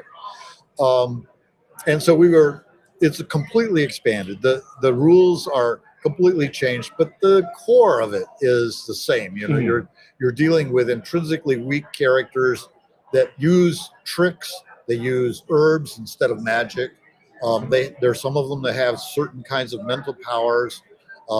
We have an empath class that can lay on pause, to heal. Unfortunately, when they're at a high level, they can lay on pause to do an empathic hurt. It's a little bit like a vampiric touch, but so there's things that lean into magical, but it's not a full blown like magic users. Right. And so when we're working on this, we're looking for illustrators. Mhm. And I had an artist that I loved her work. It almost all of her stuff is rabbits and hares, and it's this wonderful fantasy kind of a way of depicting them. I just love her art style. Her name is Maggie Vanderwall. Okay. And I was telling Dennis about her, and he loved her stuff. And I said, "There's no way we can afford her." And so, well, let's contact her. Okay, so I contacted her by email. Mhm. She writes back and she said, "I got this email, and first I thought it was a joke. I went to my husband. I said, 'Can you believe this? Do you think this is for real?' My husband went, 'Bunnies and Burrows? Are you kidding me? I used to play that in my basement.'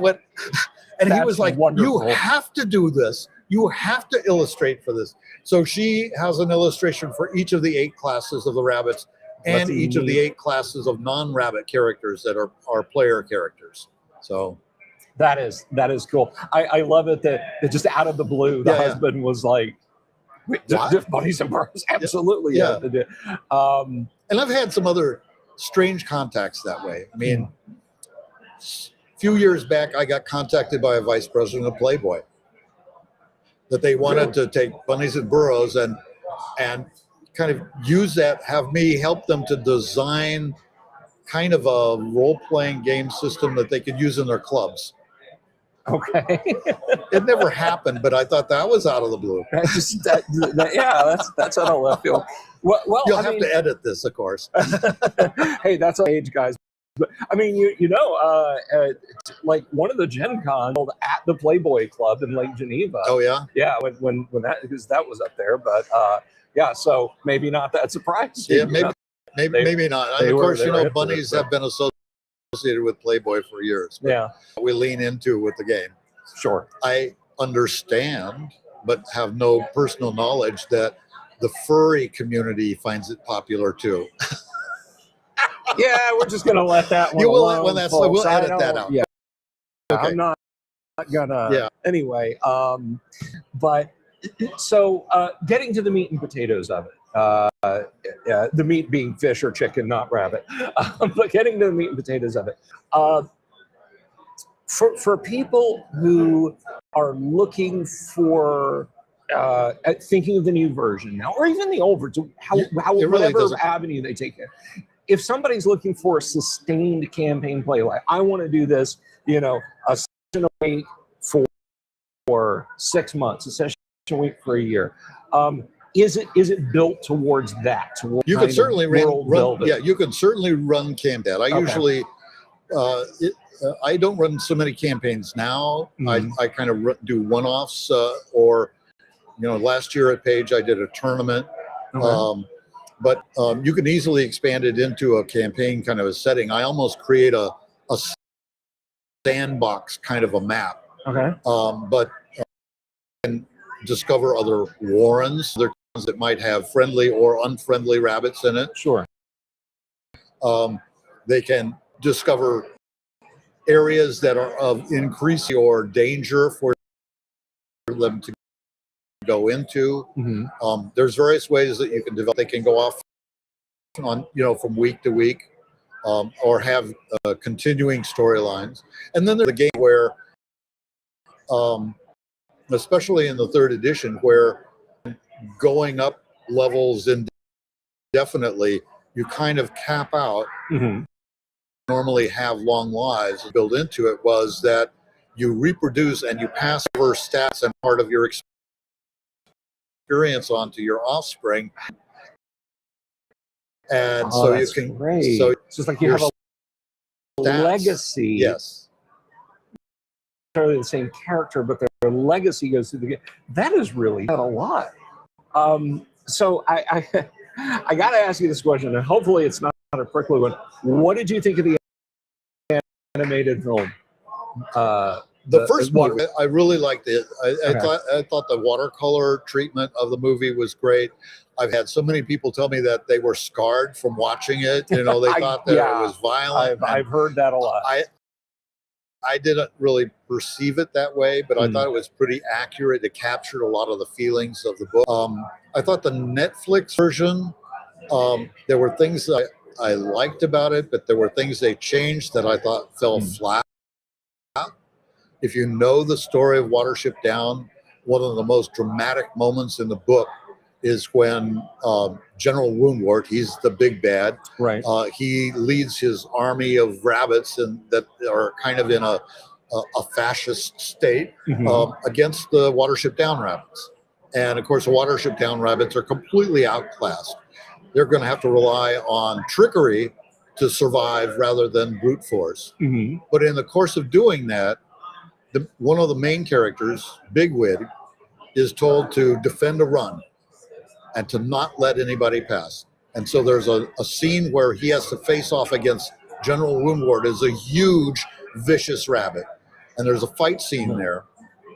And at one point, Woundwort says, "Why don't you just like give up now?" And he said, "Because my chief rabbit told me to hold." And they're to the tough guys, they're thinking, "There's a bigger, tougher rabbit than you." Well, anybody who's read the book knows Cecil has become the chief rabbit because he's clever. He recognizes the value of each one of the members of his group, right? And he utilizes them to the best advantage. So there's a storyteller, and there's a kind of someone that's good with man things, and there's all these things. So it's just this wonderful moment where he drops that line in the middle of a fight scene. And there's few things in literature where you're talking about this kind of adventure, combat. I think that we're stirring, and Netflix completely dropped the ball on that. It was a completely lost moment. Yeah, they rewrote that, and it just, I think they just didn't understand the scene. I think if you like old school adventure novels, for instance, Rider Haggard. And so the scene where Umslopogus is defending the stair, one of the most stirring battle scenes, he's defending it against a horde of people to get up the stair. And it's very much like Bigwig defending the tunnel. And they're both just these rousing pieces in literature. See, with me, it's Eowyn on the Pelennor field. Yes. Facing. Yes. And it's precisely the same kind of moment. As nice an adaptation as Jackson's films were, I think he sucked all the color out of that by cutting out 99% of what Eowyn says to the Witch King of Angmar. I know. I mean, it's one of those, and then creating this artificial moment where Gandalf faces off against the Witch King or something in another place that doesn't happen in the book. I agree with that. I do like the adaptations in general. Yeah, I mean, I think it's probably as good as we're going to get. Yeah. But so you mentioned something that occurs in the books, in the film, and I wonder. I'm guessing this is probably true in the game, but interactions with humans, like you mentioned, being good with man things. How does that come into play in Bunnies and Humans are a constant source of mystery to the rabbits. They just cannot understand what's going on with humans. And everything that humans, all the things we think of as tools and artifacts and machines and things, are a complete mystery. It is a tremendous source of fun in the game because the rabbits come across stuff. And as a game master, I'll describe things, but I won't tell them what it is. And they'll try to second guess me. And they'll try to figure, what is this? And I'll try to circumvent that as much as possible. But then they find uses for these things that you never would have imagined. They come across an old boot. And so they use that kind of like a backpack. They'll stick a bunch of stuff in it and then carry it around. It gives them a way of carrying objects around, things like that. Okay. It can get carried away because some of the games I've run, game I ran today was like this.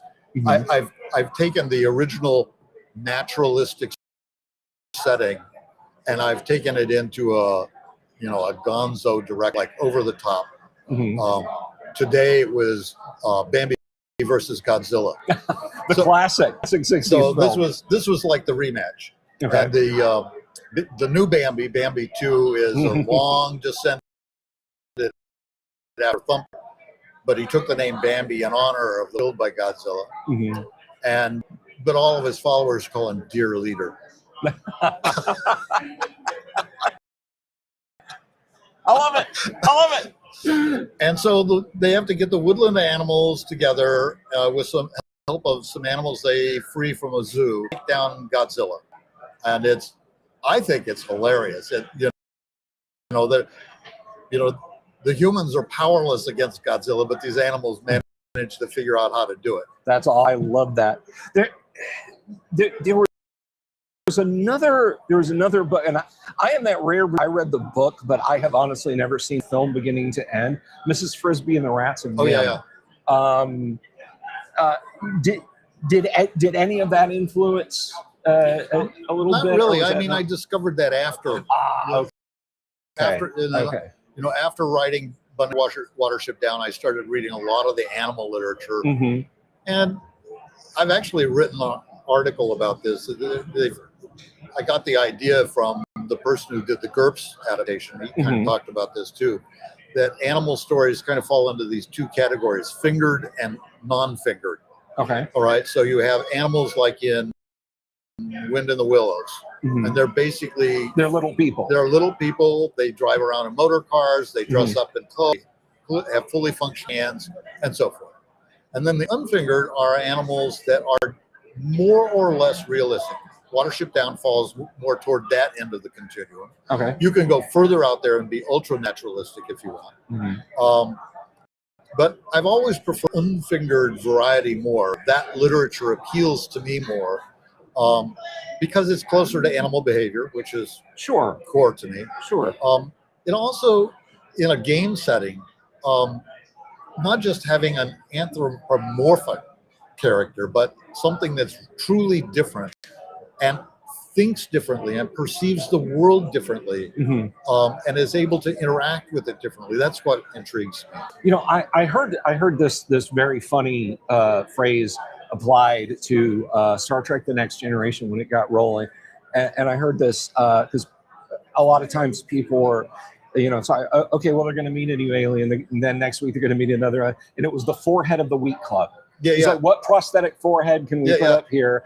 And otherwise, they're just humans in funny clothes. And I feel like a lot of games, and even, I love Dungeons and Dragons. That is my jam, as they say.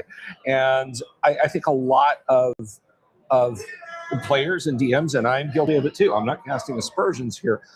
We get stuck in Forehead of the Week Club mode. It's like, you're an elf. You're a person with pointy ears, and that's it. That's where it stops, you know? And nobody really thinks beyond that. But a game like Bunnies and Burrows puts you, if played properly, puts you in the mind of no thumbs, So this, and also other limitations. Rabbits can only count to 4. So everything over 4 is 1,000. Something the players constantly forget, and is a constant source of humor. You say, there's a group of rats that are running at you. Well, how many are there? 1,000.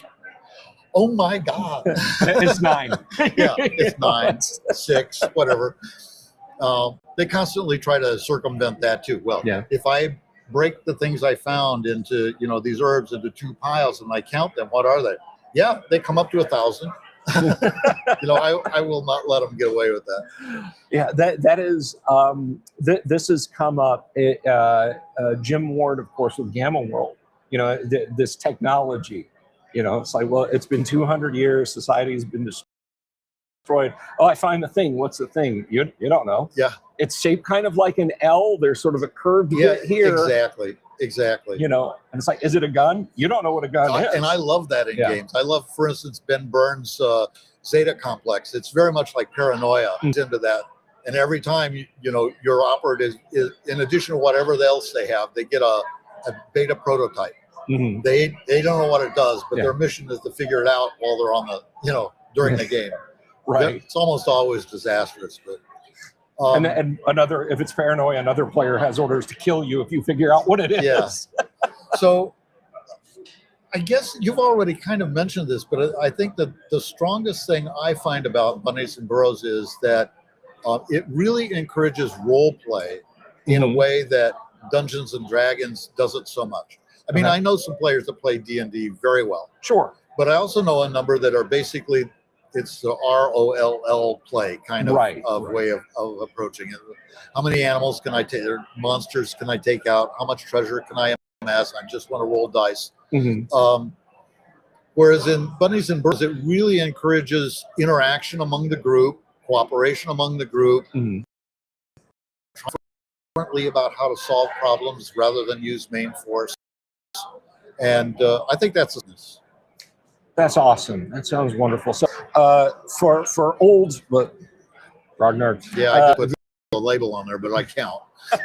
forgive me. By preference, what do you think like the best entry point for the game is to get the newest version and go from there? Well, you know, we're not. It's not a lot. It's kind of hard to get a new copy now because we ran out of the original printing, and I think that you could still get a hard, like a soft cover version that they do print on demand. Okay. But basically, you'd probably either have to find one on eBay or you'd have to get a PDF. Okay. Okay. And which doesn't bother me. I do everything electronic anyway. But, Sure. Sure. there's a lot of things in the new version that really elaborate and clarify and probably make it a more playable game than in the original. Okay. The original was kind of bare bones. But All in tended to be. But in old school gaming, that's how we played. We had kind of bare bones of rules, and we did a lot of the stuff on fly. Yeah. And I kind of run my games like that with the new version. Sure. I think they could go into it with either one. Excellent. Excellent. Yeah. Well, But either one, not GURPS. GURPS is one of those games that everybody has the books for, Yeah. and nobody plays. Yeah, I don't know about that. But I know that Steve Jackson. Well, I won't get into that. No, fair enough. Fair enough. Well, listen, it has been an absolute blast talking to you. Well, I'm glad we managed to work this out. You had originally planned to interview me at the time the shuttle takes me to the airport. So it has worked out so wonderfully because it just, Scott, it's just so much fun to meet. Because I'm going to be honest, for years, I would see Bunnies and Burrows on the books. I'm like, who wrote that? Who would play that? And now I know. Okay. All right. Well, and now I want to try it. Yeah. Now I want to play it. All right. Well, I think we have an open seat tomorrow. If I'm not stuck here, perhaps I can. Yeah. The game tomorrow is called Coney Shack. It's inspired by Caddyshack. Caddyshack, of It takes course. place on a golf course, and their main nemesis is a groundskeeper. And it's That sounds like fun. very Looney Tunes. That sounds like fun. All right. Well, hopefully I can get free to check that out. But if I'm not, expecting that, but it has been fun. I've run it before. excellent. Excellent. Thank you again, Scott. Okay, Thank you. You have a wonderful con, sir.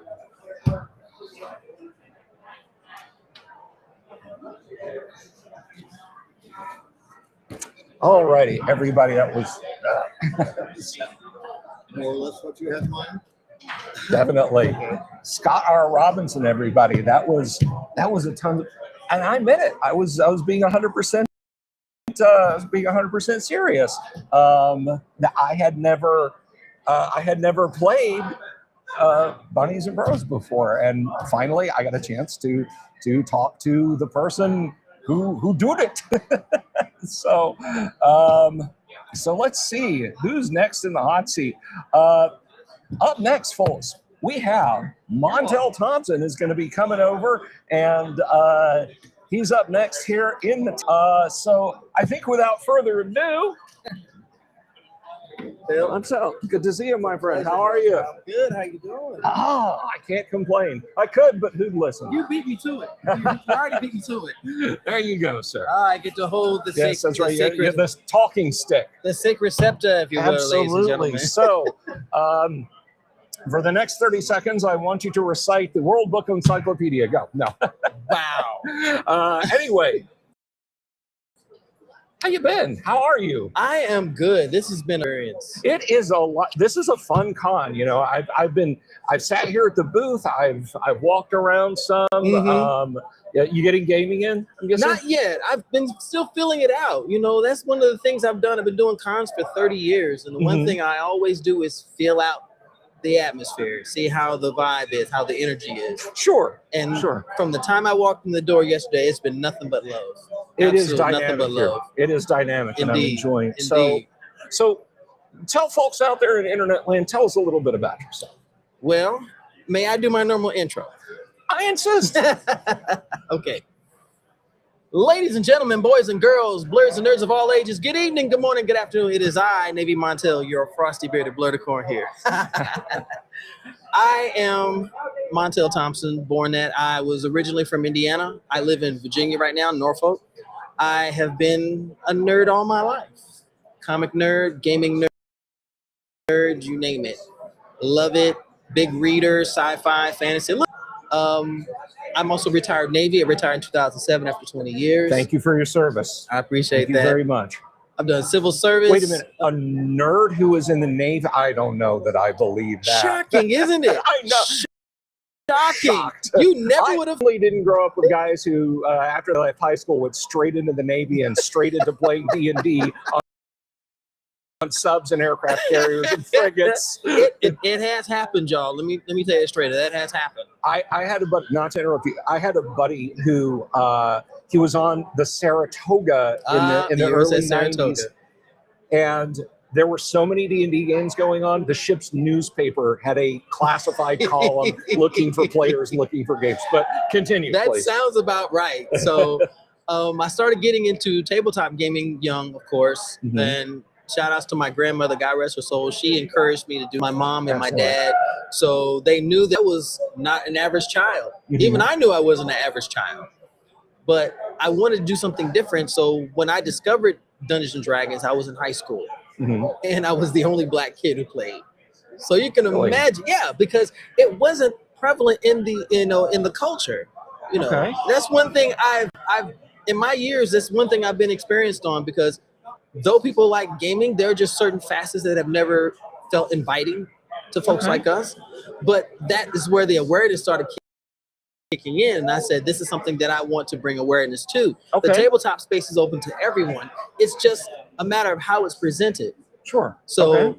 we fast forward to now. Today is my birthday. I turned 57 today. Happy birthday. Thank you, thank you. So this is like a gift being here and doing this. So this is phenomenal. Well, I'm 56 in a couple of weeks, so Okay. I'm just a half a lap behind. Well, happy early birthday, sir. Thank you very much. Happy early birthday. And I started my content creation journey 2013. Okay. Didn't have a whole lot that I was trying to do, and I saw people doing their streaming and stuff. But as I looked at YouTube and I looked at media platforms, the first thing I thought of is there isn't enough of the older blurred voice. Blur being black nerd, for some people that don't know, trust me, Okay. it's not an insult at all. Okay. It's not an insult. In fact, it is a badge of honor. And I said I wanted to start a YouTube channel so I could speak on what I love and what I am passionate about. Okay. And that started my YouTube journey, which led into doing social media, which led into being a Twitch streamer. I'm currently the director of tabletop gaming for BlurredCon, which is a convention that's in DC. We're heading our 9th year this year in March. Wow, that's fantastic. 9 years, been a journey, but it's been wonderful because bringing tabletop gaming to the forefront, as well as anything else, has been so passionate, and it's so rewarding, because everybody who looks like me doesn't realize you can sit down. We played make-believe as kids. Yeah. We had pretend, cops and robbers, cowboys and Indians, whatever you want to call it. Once our parents kicked us out of the house, that was where our imagination started. And for me, I said I wanted to bring that to the forefront and bring it to people who may not even believe that these spaces are open. Well, that's fantastic. And I always go back to this when I think of that boilerplate for role playing games. And I'm unabashed advanced D&D fan. That is my play anything. Don't get me wrong. I will play anything. but that is your table. That's your that is table. my YouTube presence is built around it. The whole thing. But Mike Carr wrote the introduction to the Player's Handbook back in May of '8, I believe. I was 9 years old. And the second paragraph, he says, is in a nutshell, the most important thing about Dungeons and Dragons is players, because gamers come from all walks of life. They everywhere. Agreed. Everywhere. And Agreed. that should be emblazoned on our shields. That's what we should go into battle with on the forefront. But we've dealt with gatekeepers. There are some who are more. I have to confess something to you. I am a gatekeeper. I'm a gatekeeper. No. The gate I keep is, do you want to play D&D? If you want to play, if you want to get, or Star Frontiers, or Top Secret, or Bunnies and Burrows, or Tunnels, if you want to do relations, you can come through the gate. Hey. If you got some other agenda, wait until you're done with that and then come and play. I approve of that. What's funny about that is when people started using the term gatekeeper, and I said, that didn't start out as a bad thing. It was a positive thing. So it was a positive thing. So I said, okay, here's what I'm going to do. If you're a genuine gatekeeper, you are someone who protects the portal to which people come through to be introduced, you are truly a gatekeeper. However, if you have a different agenda, you are a basement virgin. Yeah. So you are not a basement virgin. You are a gatekeeper. I think the term we meaning you and me and you. That's you over there. This is me over here. The you and I. Object permanence is not a good thing for me. But is doorman. You ever go to a club and there's like the guy that looks like he crawled out from under the bouncer, a train wreck, yeah, and he's like, "Sorry, pal, you're not going to go home and clean up that." And then that I think is a good positive thing. I agree within the hobby. I don't think there's anything wrong with wanting to be a good doorman. That is true. But the door can switch either way, because while you want to be welcoming, there are some people who only want specific, and that is the problem. Yes. And there's where the issue comes in. And of course, the tabletop space is open. RPGs, board gaming, card gaming, whatever you want to get, it's open. But how are you invited into that space? Are you brought in with an enthusiasm and a wonder that, let's see what you're interested in, we can go ahead and nurture that? Or are there conditions attached to it? And as someone who's grown up the way I am, I've had conditions attached to it and put in front of me. Okay. So I want those walls continue to be torn down. I don't want that, because how can you say you want diversity if you're limiting the level of diversity? Right. If somebody's shooting for a quota, like, oh, we're a good table because we have a black guy. Oh, you're not offending me. Yeah, trust me, you're not offending me. We're a diverse table because one of our players is gay. It's like, no. Did you? Is that really the case? Is that really, or are you just like saying? Are you just trying to run cover for the rest of you guys? Is there a checklist that you're trying to follow? Exactly, a punch list of we got that, and then it's a topic of discussion later. Hey, guess what I had at my table?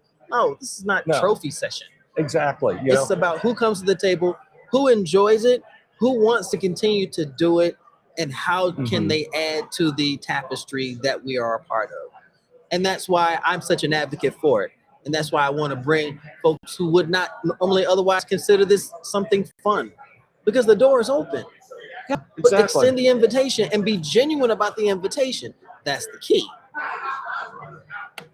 Exactly. I mean, when I'm done with my shift here, I'm gonna go to the open gaming tables, throw out my OD&D books, and anybody who wants to come play OD&D, they come play OD&D. Okay. That literally the caveat is, do you want to play OD&D? It's like it's a tall but narrow gate. I get it, but but there's love behind it, though. Exactly, it's a genuine love behind it. Because I want people to sit and I want people to play, not because I feel like I have to punch a card. And that is, if I may be so bold, that seems to be where you're going with this. Exactly. And I think that's an absolutely fantastic thing. Now let me ask you this. Sure. Same lane, same speed, but we're going to shift gears just a little bit. Are you? And I know as a creator, the 5 streams a night for me, verticals, all that jazz. Sometimes taking time to do other types of creation can be a real it's like, oh, I just want to stare at the It ceiling. can be a lot. It can definitely be a but lot. Are you writing anything? Are you doing any supplement work? Any big projects? Actually, yes. Okay, tell us about it. Let's hear it. I am part of 2 projects right now. Okay. One, a friend of mine, her name is Nay Bain. She lives in Canada. Okay. She has created a RPG system called Nyota Kingdoms. It is an Afrofuturistic, Afrocentric system Okay. that focuses on character creation through history and lore. Okay. So you are creating a character based on where the character is, but you can write the lineage. You can write the family tree. Okay. And from that, that's how you're able to create abilities and things like that. Okay. So it's not a D20 system per se. It does use a D20 and a D6. Sure. That's it. So the powers are based on 3 things: mind, body, and spirit. Your abilities, depending on how high they are, can determine where your character can go. Mm-hmm. It's such a beautiful and diverse system. And I am partnered with them to create this. We're already in our 2nd playtest right now. Mm-hmm. So I'm going to start putting it out on social media about getting in more test players so we can actually get out. The goal is to have it out before the end of the year and actually start doing live stream. Excellent. That's project 1. Project 1. Project 2. Project 2 is we are looking to start doing live streaming of our RPGs with our DMs. Okay. So we're taking in information from the attendees. Like I said, it's the 9th year, but I didn't come up with this concept till a couple of years ago because we were looking at the infrastructure. Mm-hmm. But now the infrastructure is improving and people are willing to come on board. I'd like to see us as a convention do this more throughout the year virtually. So people, they may not be able to come once a year, but they'll be able to play along with the DMs that are part of the staff and people who've been bringing it to the table all this time. So I was trying to think outside the box on that. Because once the convention's done, it's done. Technically. But if you can create something that adds fervor and an enthusiasm throughout the year, by the time it comes back around, oh, people are on board. What y'all got planned? What's going on? How can we be a part of it? Mm-hmm. So, and pretty much creating my own content is about it. Right. And growing a beard, so yeah. That I must say that is a most stately beard, sir. Thank you. You're rocking the whiskers much better than I can. Oh my Mine get about goodness. this long and then just goes east and west. It's like I have to give you my grooming tips though, because I think it'll work. I wake up in the morning. I'm like, yes, we could go full Gandalf with this, and then it's like, no, you're going behind the Publix with this. Is where you're going, Bill. You know, Why's it gotta be public stuff? I look like Wow. when I sneeze, it looks like a party favor. Wow. So, Ladies and gentlemen, this is real, okay? This is live. You cannot. There is no dismissing this.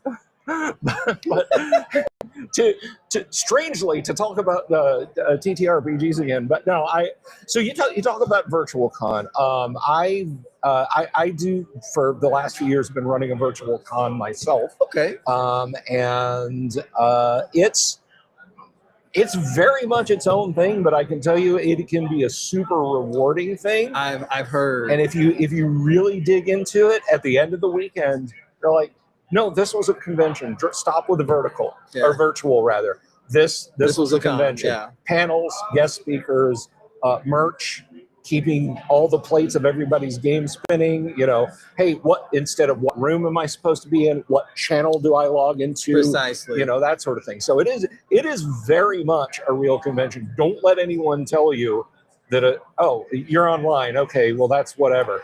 It's a real, my friend. It is a real con. And I believe it. And I agree with that. I've seen a lot of conventions that wouldn't have made it in a physical sense brought to Discord or brought to and broadcasted that way, where there is that complete interaction with the audience in panels, in workshops and things like that. And it sold me 2020, San Diego Comic-Con did theirs at home. Mm-hmm.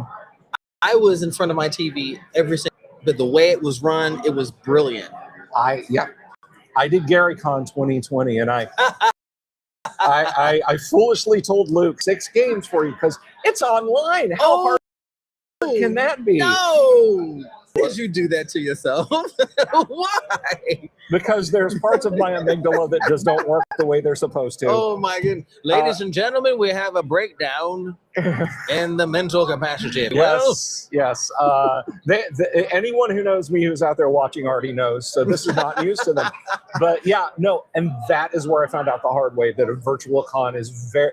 No, you're not just sitting there at your computer, your laptop, your tablet, your phone, going out to whatever. You might as well be in a space like this. Now, nothing can beat the face-to-face hanging out, meeting cool people of a real convention, but from a labor-intensive standpoint. You know, there's a lot of planning. And you don't have to stack tables and chairs or lock up the hall. That, I think, is the biggest difference. But that's still fun though, because when you're stacking chairs, you're talking about, hey, remember when this happened? Remember that happened. Very, very, very much so. So it's very cool to hear that other people are doing virtual con. I want to jump back a little bit because I just want to make sure I heard you right. So Blurred Con, is that your thing? Did you start that? No. I was part of the group that did it. So I always use the term plank owner. So if you're not familiar with a plank owner, I know what a plank owner is. So you know what a plank owner is. I know exactly what a plank owner is. So those of you who don't know what a plank owner is, when the ship is commissioned, the initial crew, from beginning to the time they transfer, they are a part of it. They're considered plank owners. They actually own a piece of the ship as is commissioned. So they consider themselves plank owners. So I was a plank owner for BlurCon from 2017. And I started a tabletop room with only 8 games, bunch of space. But that's when I saw it come to life because people saw what it was. They brought their own games. They brought their X-Wing. They brought HeroClix. They brought their board games. And it turned into a thing every single year. And then now I consider it in a bigger space. We've got more events going on. Excellent. I've got a dedicated group of incredible staffers who are my rock. And I've got a nice group of volunteers. Plus, we have a vendor in the room. My job at Atlantis Games and Comics, they are going to be vendors in our space for the second year. And it worked out so well last year. Are you familiar with Janelle Monáe? By name, not personally. She is a singer, actor, everything fantastic. She came to BlurCon last year. She was only supposed to stay for 1 day. Oh, wow. She extended it another day and debuted her card game in the tabletop room. That is fantastic. It was so unreal. It was so unreal. That is absolutely fantastic.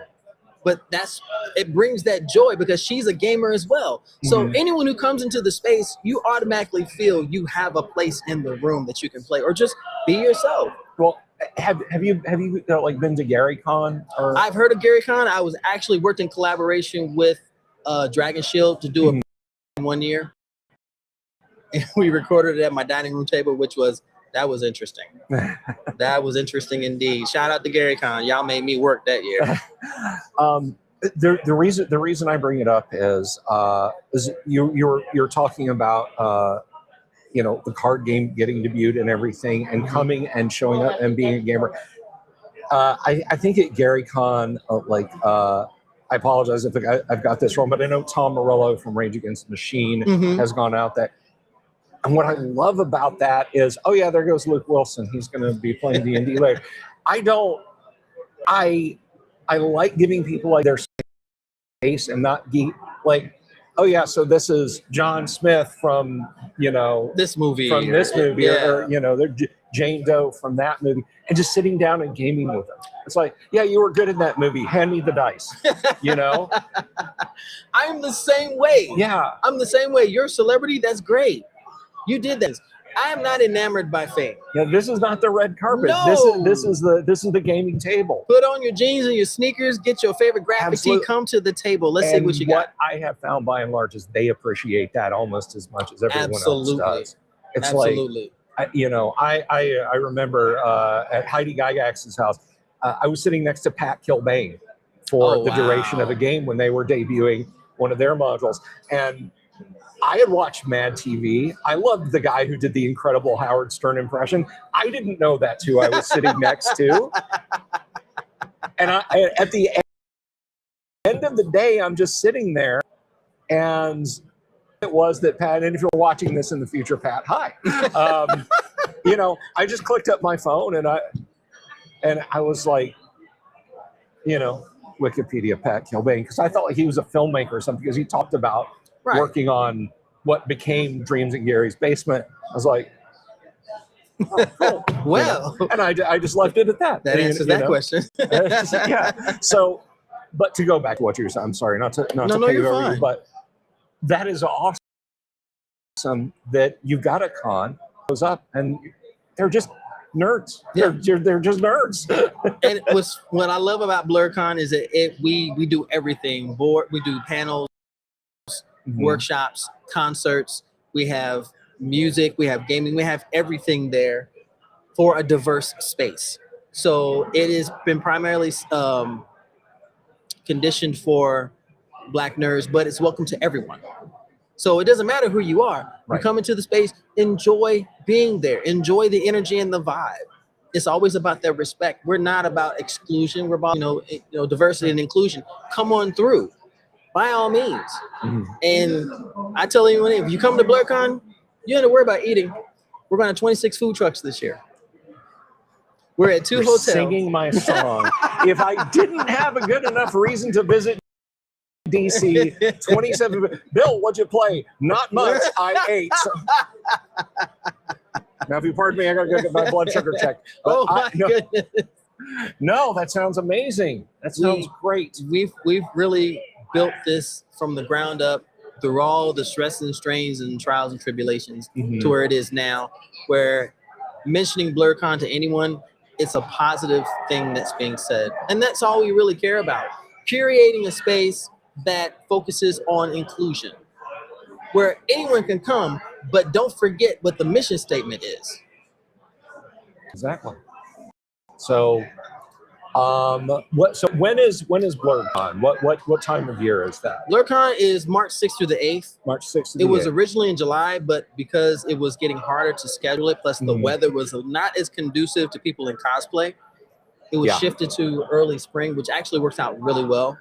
So the first weekend of March, basically. First weekend of March. At the High Regency Crystal City and at the Hilton Arlington Landing. Okay. What's your attendance like? Ooh. Last year, I think we're 20,000. That's a bunch. Yeah. That's a few people. That's a large town, small city. We started, my friend. You are.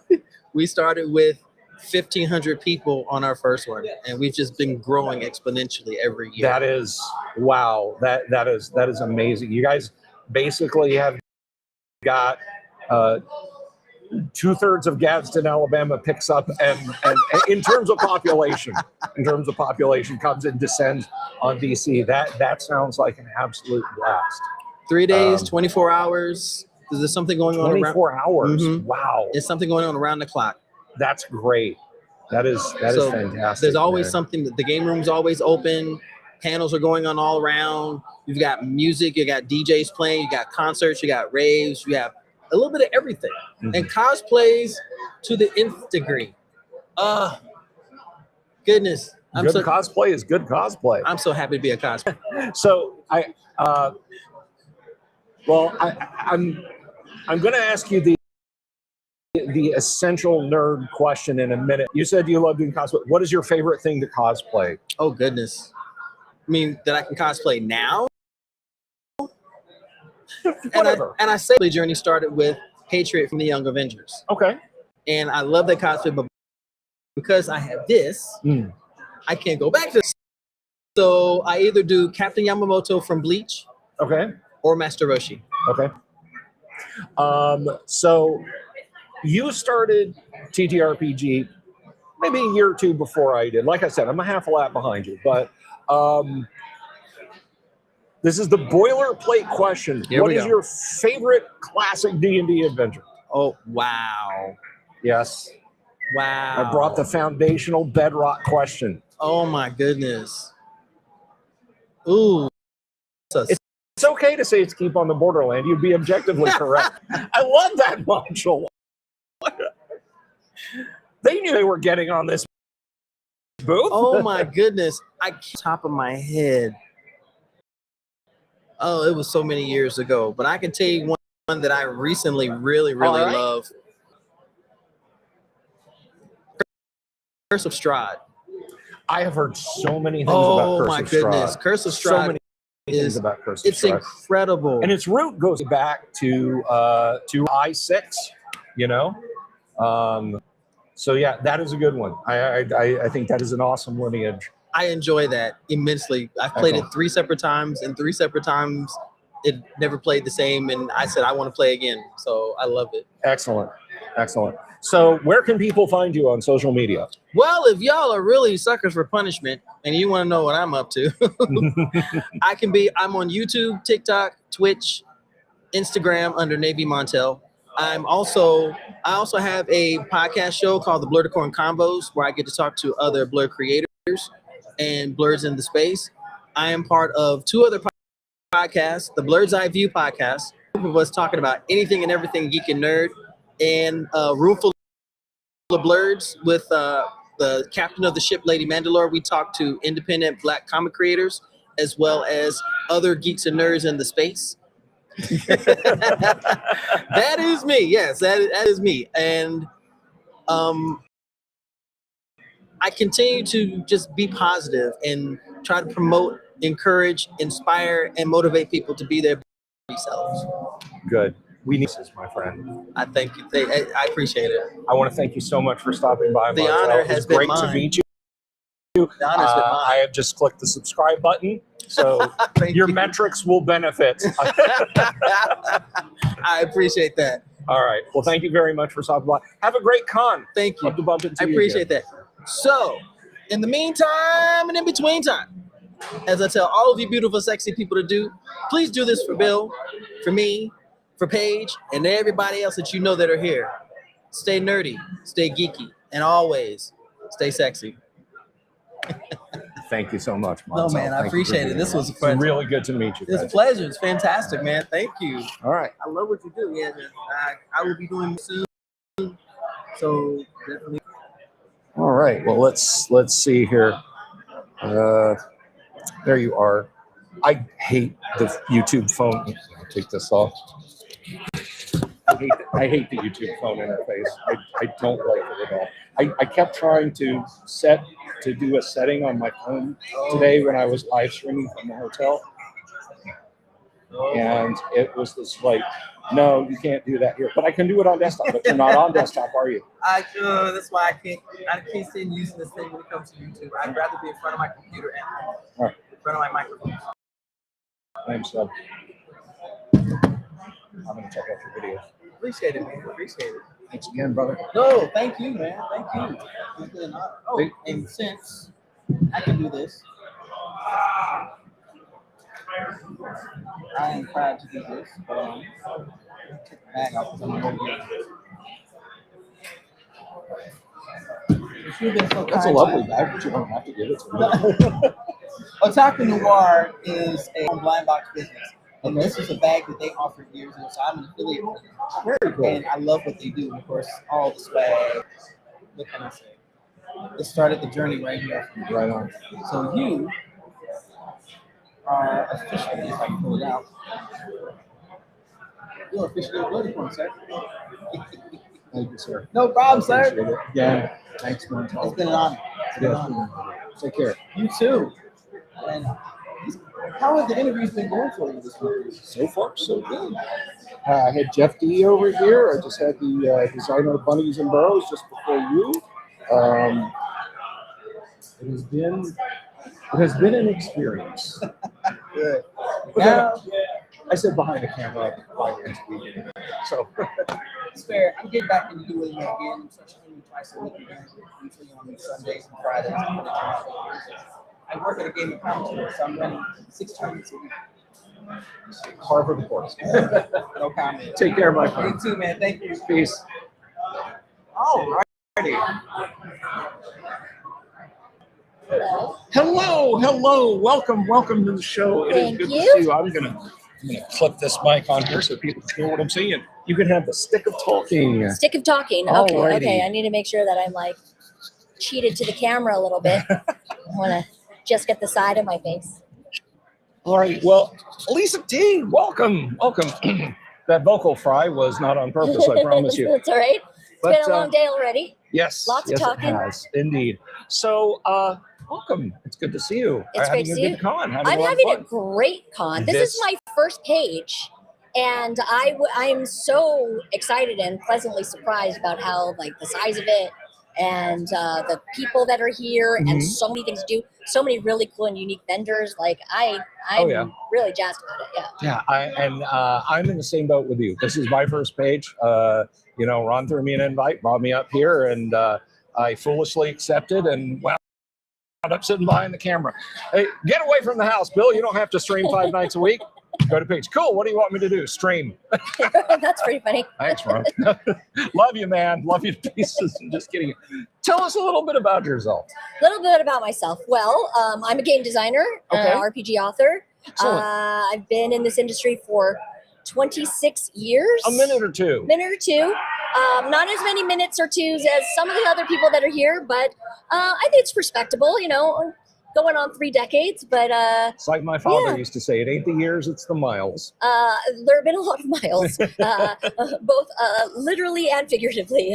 Lots of conventions, that's for sure. But yeah, no, I started off my career in the board game and card game side of things. Okay. And I started in board game manufacturing. I ran a company with my brother, a little game company called Playroom Entertainment. A lot of board games back then, a lot of big ones. I had a degree in manufacturing and kind of like started there, but always was a gamer since I was a little kid. And we started this game company together because we both loved gaming. And I slowly creeped in like towards development and then design. And then I started designing my own stuff. And then I ways from Playroom to kind of be a freelancer and so publishing board games with a lot of different big companies. And then one of my big things was I love puzzles. I've always been like puzzle designer, puzzle solver, and puzzle designer. And I designed a lot of escape rooms and ARGs and worked on a lot of things like that. And I pitched a concept to Wizards about doing puzzles in RPGs because I'm a longtime D&D player since I was 13 years old. Excellent. And I've never thought here, that give like you the Grognard right, right, I should, right? My friend Todd Staff said Prognard, right? Prognard, I'm progressive Grognard. I like innovation and change, but I still love my old school everything. But yeah, no, I love doing puzzles and things like that. I pitched them a book that would be like how to effectively put puzzles in your D&D games because I feel like a lot of misconceptions about that. And that book became its own thing. It became the puzzle section of Tasha's Cauldron of Everything. And then once that happened, so many different RPG companies started reaching out to me, and I started just writing for all these different RPGs. And I've unfortunately not really, I've done a couple more things in board games and card games, but in the last decade or so, my career has really shifted more into the RPG side of the industry than the board. So now I have like both that I can say I've done and I do. And like preferentially, is board games more your jam? Or? I love both. I love both. Because I've been able to do in board games lots of different things. I've worked on children's games, children's educational games, Euro style, like mathematically like balanced, elegant games.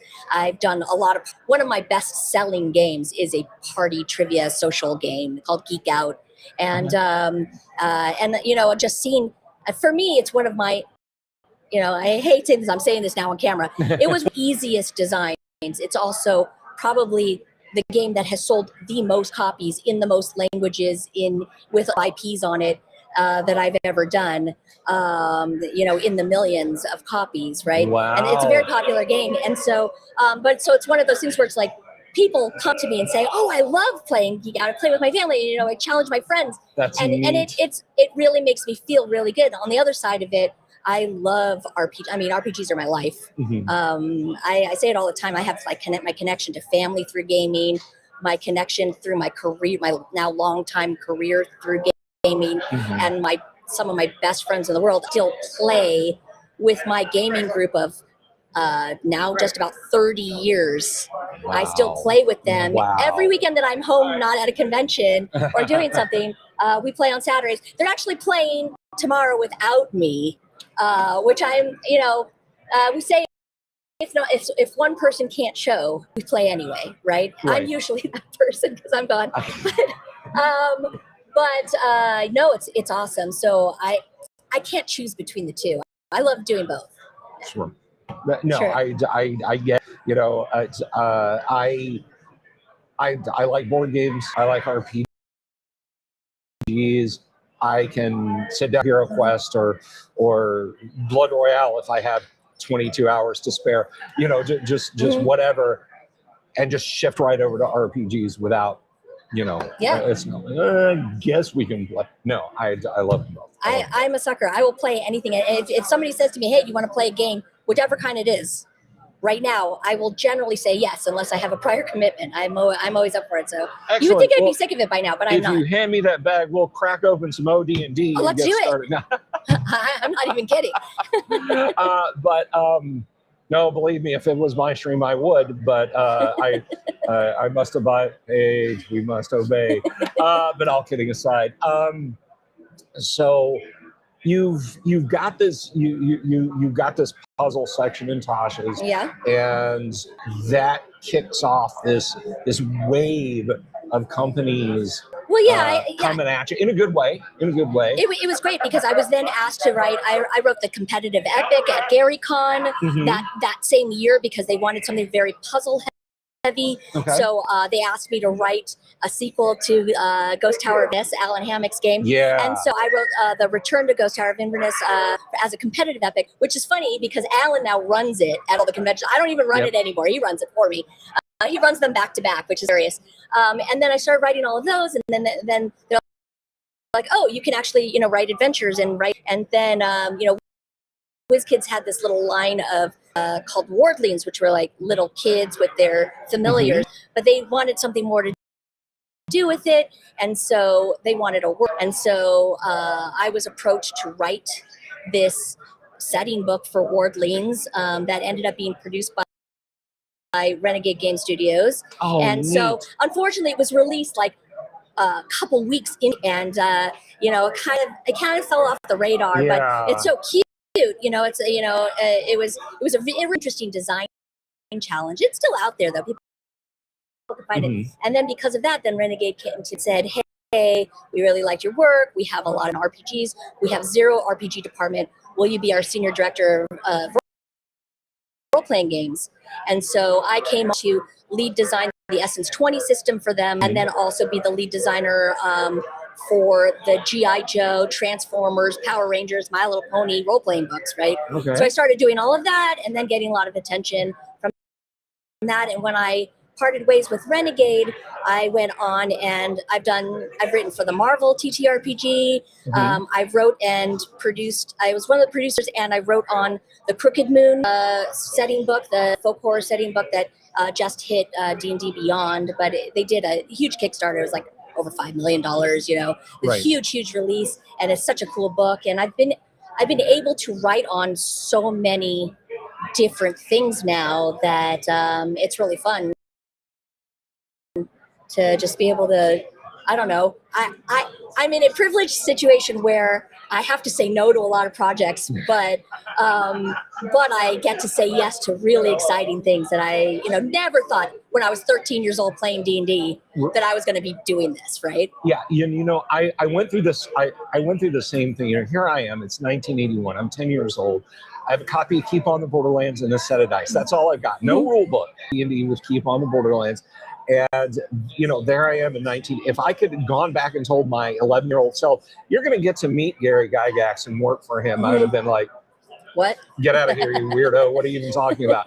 And that's what's so wonderful, I think, about this hob industry, for lack of a better term, and that is an awful portmanteau, but forgive me, please, I beg you, is that it is so open-ended on the top that we get, me big star of RPG, you little person, that doesn't really, no, it doesn't. And I love that you talk about a guy like Al or someone such as yourself. We can have those interactions and just be like, hey, do you want to do XYZ project? And Yes. it can just happen. I mean, I use this word a lot. I shouldn't say the word I used to use. I used to use a word that wasn't accurate. Now I'm going to say that like this industry, and this happens in board games too, but a lot in RPGs, a lot even more in RPGs. This is an industry that models itself off of like polyamory, right? It's like I will. Good night, folks. No, I know. Hear me out here, everybody. Hear me out. I will be a producer on a book, and I now need to hire writers and editors and cultural consultants and artists, and I will hire those people, and they will work for me. But then one of them may be the lead game designer on a different book, and they're looking for a writer or an editor or somebody, and then they hire me. Right. And we all work with each other. We work with different companies. We bounce around. We all know each other because we've all worked with each other. And it's awesome because we get to do all these fun projects with all of our friends, Well, I think any terminology aside, you're absolutely right. Jeff D in the hot seat yesterday, and before he came over, Jeff D heard me just chit-chatting with someone. I'm friends with Tracy Lesh, who was one of the original D&D artists. And Jeff didn't know Tracy, but Jeff was friends with someone who was friends with Tracy. So we sit down and start talking about all their collabs. And just not Montel, but prior to that, the creator of Bunnies and Bros, who had worked with Jeff because Jeff did the illustrations. So you're absolutely right. It is a very, the circles overlap, the Venn diagram overlap between people. I mean, I tell people that Mike Cyberpunk Pondsmith worked for TSR and wrote D&D stuff. And they're like, what? Yeah, absolutely. His name is in D&D books. So it is very much I've written stuff, I've published stuff. I don't consider myself part of an industry at all. If you've written stuff and published stuff, you are part of the industry. And that is a word, since we're on terminology. I mean, is it an industry? Capital I. You think of industry as like, yes, very much industrial America turning out products. It's weird because there's always been like in the tabletop game industry in general, which is huge, and it's only gotten so much bigger than since I've started, right?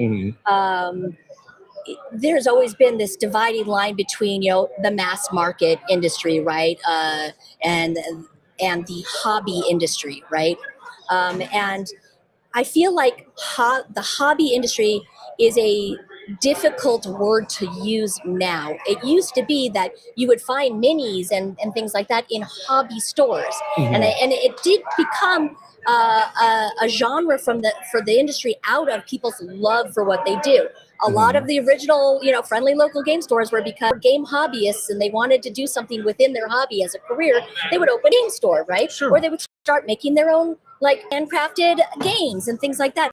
And it did spring from us being true fans and hobbyists of the things that we are making and creating and doing. But the industry itself is much more than that. And I feel like nowadays, because we still use the word hobby industry, it kind of downgrades us. And it actually, as a creator, it makes it devalues a lot of us as creators and artists, and I'm not going to get into like fair wages and all of those types of things, but because people view it as a hobby thing, I think that is increasing the public view of the industry as not being a legitimate industry. But we are a $1 billion+ industry, not counting the mass market industry. We really are when you put us all together. It's much bigger than people think. And when I started, I think there were about 200 to 300 games that were coming out per year, and that was already jumped up from the previous 5 years by a lot. Now there are thousands of games being published a year, thousands and thousands, so much so that stores can't even order them all, which I don't get into the economics of the industry right now, but it's so huge. I think it's much bigger than most people think, right? Yeah. I mean, there's a lot of influence. There's a reason 75,000 people a year go to Gen Con. Absolutely. I mean, I remember it was either 2000 or 2001. The biggest booth at Gen Con was Sony Verant for EverQuest. You know, Yeah. I mean that is the scope, that is the breadth and depth of what this is. But with that said, I'm going to make a joke that I have shared. Myself, Gary, Rob Kuntz, all have told this joke, circulate each other. Maybe you've heard of it, but I want to say it. There is a truth underlying to it, and I want your opinion on the truth. You too can make tens of dollars a year in the exciting field of role-playing game design. And the corollary joke is, if you want to make $2 million a year in TTRPGs, start by investing $4 million. Right. So there is a lot of truth in that, or there was, right? There was a lot of truth in that. There still is. There are still, you know, as a writer, you know, we work in an industry where we're paid per word. Yes. Whereas on the board game side of the industry, it's usually royalties, right? That's what I do miss about board games is because I still get royalty checks for board games I made, you know, 10 plus years ago, right? And then, you know, on the RPG side, it's usually work for hire. It's usually, you know, a number of cents per word, depending on the company you're doing it for. And I think that's where that came from. Yeah, that's where it gets this bad reputation. I'm currently working on an awesome project. I work for Infinite Stories.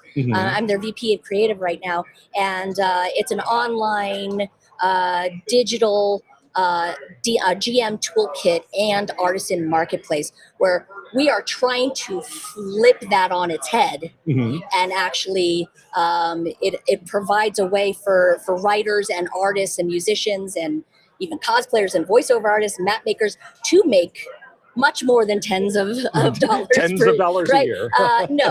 Look, there are ways. I am on a ton of panels about this. I do this full time as a freelancer. I'm able to sustain my family, and I live in Los Angeles. So I think that shows that there are ways. Yeah, you have to hustle. You have to work. But there are ways to combine revenue streams within the industry to be able to make this a viable career. And I don't think it's quite the same as it used to be. There are a couple of companies that are out there that I would like to catch up on the newer trends of paying people more, and I'll be diplomatic and leave it at that. Fair enough. But there are a lot of initiatives, especially through the GAMA organization right now, the Game Manufacturers Organization, on really protecting creators and raising those cents per words up to a place where you know, career and really do the thing that they love. And yes, it's still a hobby, but it is also an industry, right? Right on. So to kind of steer into another lane a little bit there, but I do when you as a designer, like I did a project for Frog God a few years ago, and this was one thing. Most of the stuff that I've done is self-published and then give away for free. But when you go out there and you have something that you're passionate about, and I was passionate about Lost Crypt because I worked on that with Gary. You know, that I really wanted that to get the treatment. I wanted Tracy Lesch's art in it. I was like, reach out to Tracy. So when you're passionate about something, do you get that latitude by and large if you're writing something to say, I want this person and I want the art this way? I do my very best. If I am in control of the project, then I absolutely will get the person that I want to have on it, right? I am fortunate. I have been a producer on a lot of things, right? Or I've been in charge. I've been the lead on a lot of projects. So when I want a particular artist or I want a particular writer, unless they are booked, I generally can reach out. You know, again, we're all friends with networking and everything. I can reach out, and if they're available, then entice them to come work on my project, which is really nice. I also, as I mentioned, I really try to encourage whatever company I am lead designing for, or the project manager or the producer for, to pay wages that will entice people to come in. And because I have a manufacturing background, I actually know how to do, projected profit and loss statements and cost sheets and analysis of games. You can bring the ones and zeros. I bring it and I'm like, hey, this is where I want to spend. This is what I want to do. This is how much it's going to generate. I just go to the publishers and say, please do this. Please, I mean, that works too sometimes. That definitely works cool, too. Please. I will say that manifesting things definitely works. I, for years, would say I have two stories that are this almost the exact same story. For years and years and years before I got that job at Renegade, before I did all of the G.I. Joe and Transformers or My Little Pony stuff, I would tell stories about how my brother and I, the one that I started Playroom with, how when we were growing up and we were little kids, we had a room in our house called the Playroom, which is what we named Playroom Entertainment after. Aww. And we would set up, what was this, like a war game, miniatures game, but using G.I. Joes and Transformers and My Little Ponies and some Masters of the Universe in there too. And we would set up, we made up rules. We had full tactical rules at, 9 and 6 years old. And I would tell that story all the time. And I think that might be another reason why when they got those licenses from Hasbro, they heard me. I'd been talking about it for years. I think I manifested it. I also had talked about on the board game side, how one of my favorite gateway games that I had been using for years and years to get friends to play board games was Betrayal at House on the Hill. And how I love Betrayal at House on the Hill. I always wanted to play Betrayal at House on the Hill. And guess what? I was approached to design the sequel, Widow's Walk. I was the lead designer on Betrayal at House on the Hill, Widow's Walk. So cool. And I really think that it's a way, like, if you talk about it and you put it out there, like, I want to do this thing. Hey, everybody listening, this is my favorite thing, and I want to work on it. People are listening. Again, we all know each other. Like, if you mention something to me offhand, oh, I really love, XYZ license, and then I hear about it happening, I would make that happen. I would hope that everybody in this industry would try to make those connections. As a guy who doesn't just act stupid on camera 5 nights a week, but occasionally writes stuff, that is extremely encouraging. Yeah, it worked for me. I don't know. Just positive manifestation, right? Positive manifestation. Exactly. So, do you right now? We are just gotta be. I guess to come to the point. What is coming up? What is the next thing from? Is it Elisa? It's Elisa. Elisa. Yes, Okay. I answer to almost anything though, but yes, it's Elisa T. I'm the same way. You can call me anything, just don't call me late for dinner. What's my next thing? Things that I can talk about, because NDAs are a real thing in this industry. I will say that the main thing that I want to talk about, because a couple things just dropped. Obviously, Crooked Moon dropped, several months ago. Welcome to Night Vale just dropped a couple months ago that I also wrote on. Infinite Stories is the thing that I'm focused on right now. We are in pre-launch right now. So people can go to infinitestories.com and join up for pre-launch, and then they'll be the first to be let in once this platform launches.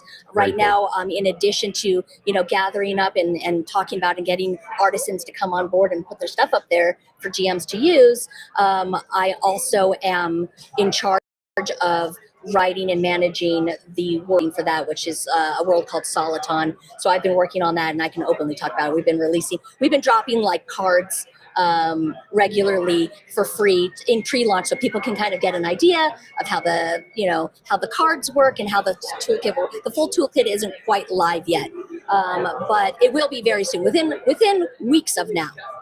Which is great. So that's the main thing. Other than that, I do a lot of DMing at D&D in a Castle. I'm DMing on the Danube of the Damned, which is a river cruise down the Danube that will end up at Dracula's Castle. Then we get to play D&D in Dracula's Castle. So cool. I can't complain about my job, that's for sure. So get you to do a little bit of everything. Well, that sounds absolutely wonderful. Thank you so much. Thank you for having me. taking a slice of this incredible con. It's a great awesome. con. And I guess you're off to play, off to shop, off to run. I got to play this morning. I'm going to play a little bit more this afternoon. I've got panels and a signing tomorrow. Tomorrow? Yes. Tomorrow, Saturday. All the days run together at a convention.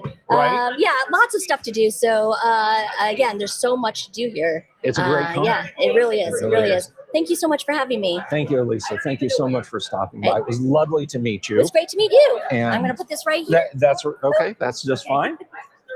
Thank you kindly. It was great to talk to you. Great to talk to you too. Have fun, and we'll see you around. Yeah, I love that cloak, by the way. Thank you. It's a little warm right now, but it's great outside. Yeah, I can imagine. I can imagine. Thank you again. All right, folks, the fun never stops. So we have got another guest here in the hot seat. Without further ado, ladies and gentlemen, put your thinking caps on, move your tassel over to the other side of your mortarboard, and welcome Professor DM. Hi, Bill. Good to see you. Live? Yeah, as far as I know. Take the talking stick. Okay. I didn't realize this was going to be live. Okay. Yes, Anything can yes. happen. We have a couple people watching right now. So welcome, man. We've got you for a few minutes. In our first and last 20 minutes, how's it been going? A lot of fun. This is only day 2. I played 8 hours of role-playing games. Excellent, excellent. I'm glad you got in the game. I've been doing this and eating. That's pretty much it. I also had an autograph session with Jeff D with him next to me, which is awesome. That's great. And Yeah. then as soon as it was over, I got online because the person taking my seat was Frank Menser. And Wow. I had him autograph my stuff. Oh, that's great. That's great. So, for the probably maybe 2 people who don't know, tell us a little bit about yourself. So I have a YouTube channel called Dungeon Craft, and Mm-hmm. on it, I'm Professor Dungeon Master, and I'm talk subscribed. thank you. And I review games and talk about games and talk about how to play a better game. And also, I am the creator of Deathbringer, which is a new TTRPG, which is kickstarting this May. I'm sorry, it's kickstarting this May? May. May. Okay. All right. Well, tell us a little bit about Deathbringer. Deathbringer is compatible with Shadowdark, but it's its own game. Okay. And it is a darker version of Shadowdark. Shadow Darkest, if you will. Shadow Darkest. Very inspired by 80s heavy metal magazine and Savage Sword of Conan. Excellent. So this is a I'm there world already. with lots of chainmail bikinis, bringing them back, and a lot of blood and gore and violence, ultra violence. Let's go play right now. Good night, guys. So that's what we're doing. That's and right. I was just found out this morning, EN World has a poll for the most anticipated TTRPG of 2026, and Deathbringer won, which really surprised me because I didn't vote for it. You have talked about it for 30 seconds, and I already want to play it. Of course it won. Finally, you people out on World did something smart for a change. Deathbringer. But anyway, I'm sorry. So I'd like to thank everybody who voted because absolutely rock on, EN World. I didn't even vote for myself. I didn't vote for anyone else either because I'm not signed up there. But so many fans were very passionate about it, so that's really it's a great day for me. That is great. That's fantastic. So, box set, hardback book. What is it? It's going to be a hardback book for Okay. sure, and then we'd like to do a box set. The pesky tariffs that are they may limit like sort of the scope of what we want, but Mhm. so much of the game, like the Deathbringer dice Mm-hmm. and other cool stuff, we're trying to make it happen. We're getting it priced out. And then there's going to be another Kickstarter a month or 2 later. We're partnering with Westphalia, who did the miniatures from Mjorkborg. Oh, And right, they're right, going right. to be doing Deathbringer miniatures.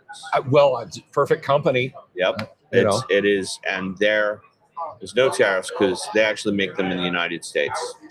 Good. So, Excellent. and then they're fantastic at what they do. They Mhm. make fantastic videos, fantastic miniatures. So, Yeah, that's yeah, good. we're very, very happy to be working with them. So, Deathbringer, basically, it's cooked at this point. It's done. It's ready to go to press. Are you still in beta test or late beta? How is that proceeding? Well, it's published by Roll for Combat, and they're going to be sending out playtest packets soon. Okay. The game is written. I have written it, and it's pretty much almost in its final form. Mark Seifter, who wrote Pathfinder 2, is editing it and sort of checking the mechanics. Okay. He's going to be working on that. And then playtest packets, I'm actually having a business meeting by the end of this con to figure out like when they're going out and stuff. But there will be an opportunity to playtest the game, but it is being launched. We're launching it in the month of May. And by that point, getting art now. We're getting art. By that point, it'll definitely be done. And the reason is because the number one thing besides making a great game is make the people that pledge on Kickstarter that it comes on time. Yeah. And that's why I did a company with experience. I partnered with them. That and you know, I mean, I think there's this popular perception, fortunately popular perception, that Kickstarter is just a golden goose, you know, insert project, get money. Yeah. And people forget the part where also deliver project is part of the formula there. So with things like tariffs coming up and so on, I'm with enough peril that you, as you say, you partnered with a company that does this. That's their jam, which seems to be the smart thing. Was that your first inclination, or did you kind of come to that realization like, we should probably do this partnership? There were a number of companies interested in publishing Deathbringer. I'm sorry? There were a number of companies okay. interested in publishing Deathbringer. Okay. And so we met with a lot of them. And the thing about Roll for Combat is they've done it so many times before, and they're experienced enough. Steven and Mark, they've done so many things for Pathfinder, and they produce so many books with regularly. And they're such high quality. Like if you look at the art, it's every bit as good as anything Paizo or Wizards of the Coast does. So they have that. They're amazing designers. But the other thing they have is they're not so big that we're not going to get enough attention. Like they are all in on Deathbringer and focused in on it. So Excellent. I want to make sure it's somebody's first priority, like it is mine. Okay. Now you mentioned art. I am a sucker for good art. I will buy an RPG if there's lots of pretty art in it. You know, who's doing your art? Tell us about some of your art. I do not know. You do not know. I've seen the sketches, but I don't know the names of the artists yet. And there are sketches, like there are character sketches being done now. They're very good. Oh, excellent. But excellent. I don't know if they're the artists that work with Roll for Combat, the Battle Zoo. Okay. Stuff. We're using a lot of the same people, I imagine. All right, excellent. Now, are you going with the? I guess this might really go by pledge, but maybe you can tell me: is it like a color art cover and then black and white interior, or full color interior? We're going to do. It's going to be compatible with Shadow Dark, but I did want to use color. Okay. So it's going to be color as opposed to black and white, and slick pages instead of paper. Okay. So I want every page to look like a magazine cover. Exactly. When you said slick pages, and because you had mentioned earlier heavy metal, that immediately brought in my mind. Heavy Metal magazine, you know, Heavy Metal with slick pages, Epic Illustrated, slick pages. It's another great one. Yeah, I love those as a teenager, and so that's the vibe I want to go for. I must confess, I leaned a little bit more into Epic Illustrated. I mean, I loved them both, but man, you can get some really esoteric stories in Heavy Metal. It just be like, here's 13-year-old me. What the hell did that mean? You know, plenty of straightforward stuff, but sometimes I'd just be like, and the guy turns into a robot fish in the end. I don't understand. Well, the aesthetic, again, chainmail bikinis, lots of swords, lots of violence. And I love Epic Illustrated too. I remember when they did the first version ever illustrated Elric of Melniboné. Yes. And they were terrific. Yes. And that really was that. John Bolton, Murata the She-Wolf. Yes. Chris Claremont and John Bolton's Murata the She-Wolf. That was another Epic Illustrated run that was fantastic. Yeah, they're so great, and I love those magazines. I want to definitely make it look like that. That's something we haven't seen in role-playing games in a long time. If you thought you'd sold me with the initial introduction, now you've got me. Now I'm there. I can't wait to see this. I definitely can. And what, because I know you got a thing. I don't want to keep you too much longer, but what was your it's the word Inspiration. well, I mean, heavy metal is the inspiration, but what inspired? Why Shadow Dark? I guess I should say. Why Shadow Dark and not homebrew or just a generic 5e sharpened up? What brought you to Shadow Dark as your foundation? That's a great question. And when I first read Shadow Dark, it was so much like what Deathbringer was going to be. Mm-hmm. And I was like, wow, beat me to the punch. and then I play tested so many different versions and so many different rules with my patrons, but it just finally hit me over the summer. Why am I trying to reinvent the wheel when Shadow Dark already has this vibrant, strong community? Yeah. And it struck me that it could be as strong as the board community, right? The Merrick Borg, and you got New York Borg and Cyborg and Pirate Borg and all the Bjorgs. Mm-hmm. And I thought, Bjorn Borg. For you younger said he was a tennis player. So it just occurred to me, I'm like, why am I doing this? Like, why isn't it just align with Shadow Dark? And the whole thing would be easier. And then I pitched it at a meeting to the Roll for Combat team, which also includes part of the Shadow Dark team. And I said, I was thinking over the weekend, why don't we do this? And they were like, that's a great idea. Well, there you go. And then that was it. And it immediately became much easier to write it. Yeah. I mean, when the framework is there, you can concentrate on the creative.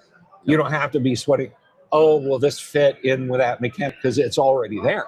It's already there, and you don't have to worry about moving all the traces, to use a computer term. You don't have to readjust all the traces. You just drop the chips on. Exactly right, Bill. And it was a good decision. It was a good decision. Excellent. To make people have to choose between two game systems, it's a cognitive load. It's asking a lot. Sure. And so this is going to be, I want it to be, and this is what my channel has always been about. When I give Game Master advice, it's always about accessibility and getting people to play. Maybe you've never played a role-playing game before. People ask, like, how do I find players? And my number one answer, like, why are you finding players? Don't even look for people that already know how to play the game. Find people that have never played a role-playing game, and then make them into the players that you'd like to play with. And, Brilliant. And so you want it to be accessible, and that's ultimately why I went with that game, which I love so much. I love Shadow Dark. That's fantastic, man. That's great. So, I'm guessing, like, at the home table, you've been inflicting Deathbringer on them for a while now, getting good feedback. This seems like a bit almost silly question, but I'm going to ask it anyway. Really silly guy. Has their feedback directly changed the rules? Have you ever hit that point where it's like, oh no, I guess that doesn't make any sense, or oh no, that's brilliant, do that, we'll do more of that? 100%. 100%. I had to make decisions based on what my players enjoyed, because it's what I do at the table. But I always tinker. I always tinker with things. And I'll give you an example. We tried out player for a while, that's where the players roll to defend themselves, and the Dungeon Master doesn't make any rolls. Right. They did not like it. They found it confusing. They weren't sure if they were rolling to attack or defend. Yeah.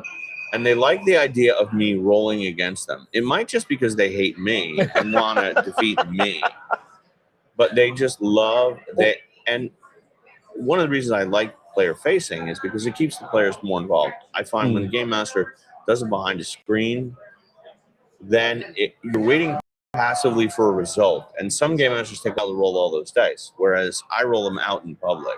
So my players know. They're always like, whammy, whammy, whammy. So that's part of the Deathbringer rules, is that in combat, you roll all the dice in public. That's a hard, fast rule. You have to roll them in public. Yeah, I find, that the term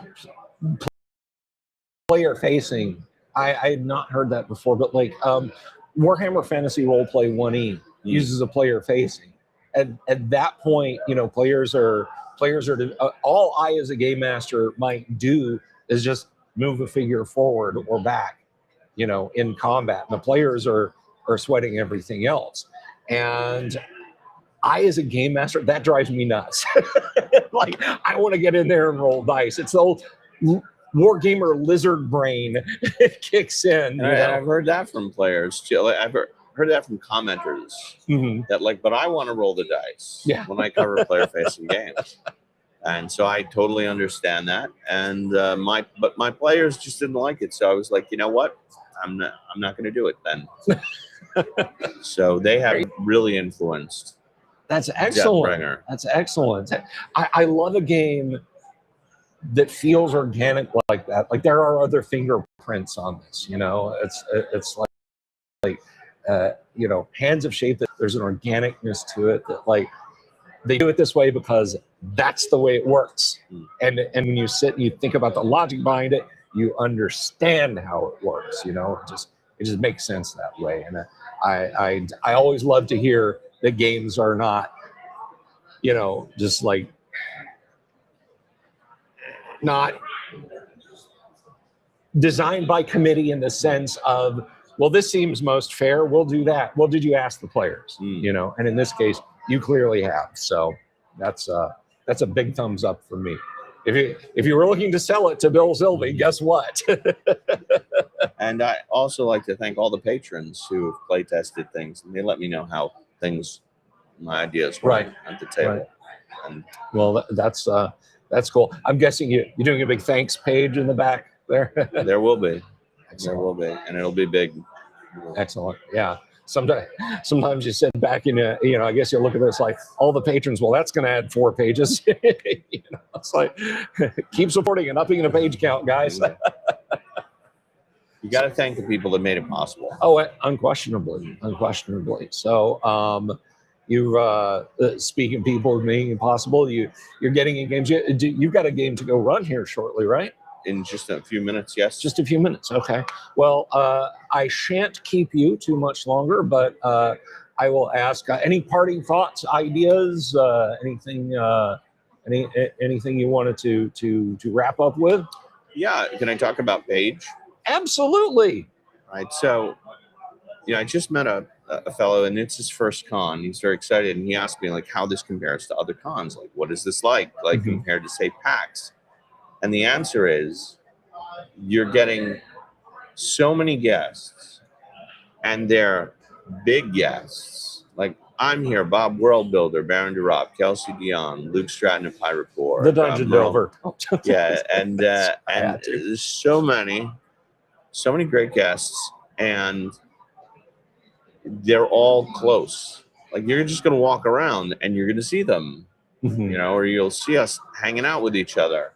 So you get to see everybody. Like we go to Gen Con, it's tough for us to find each other. Yeah. Like I'm always like, you know, well, 75,000 people. It's a small city being dropped into a larger city. It's always like, where's Luke Hart? You know, from the DM Slayer. Where is it? You know, we got to have a game.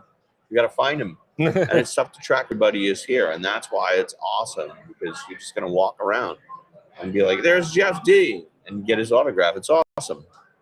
That is awesome. That is awesome. And I've been having a good time at Page. Sounds like you've been having a great time too. Fantastic. Professor, thank you so much, my friend. Thanks so much, Bill. Thank you. I appreciate it.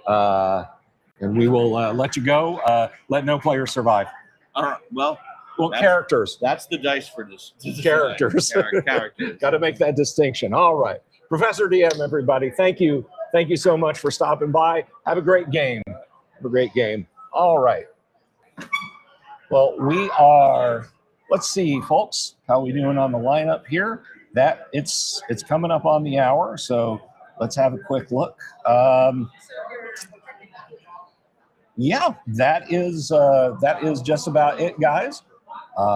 It just about 4 o'clock. I want to thank everybody for tuning in.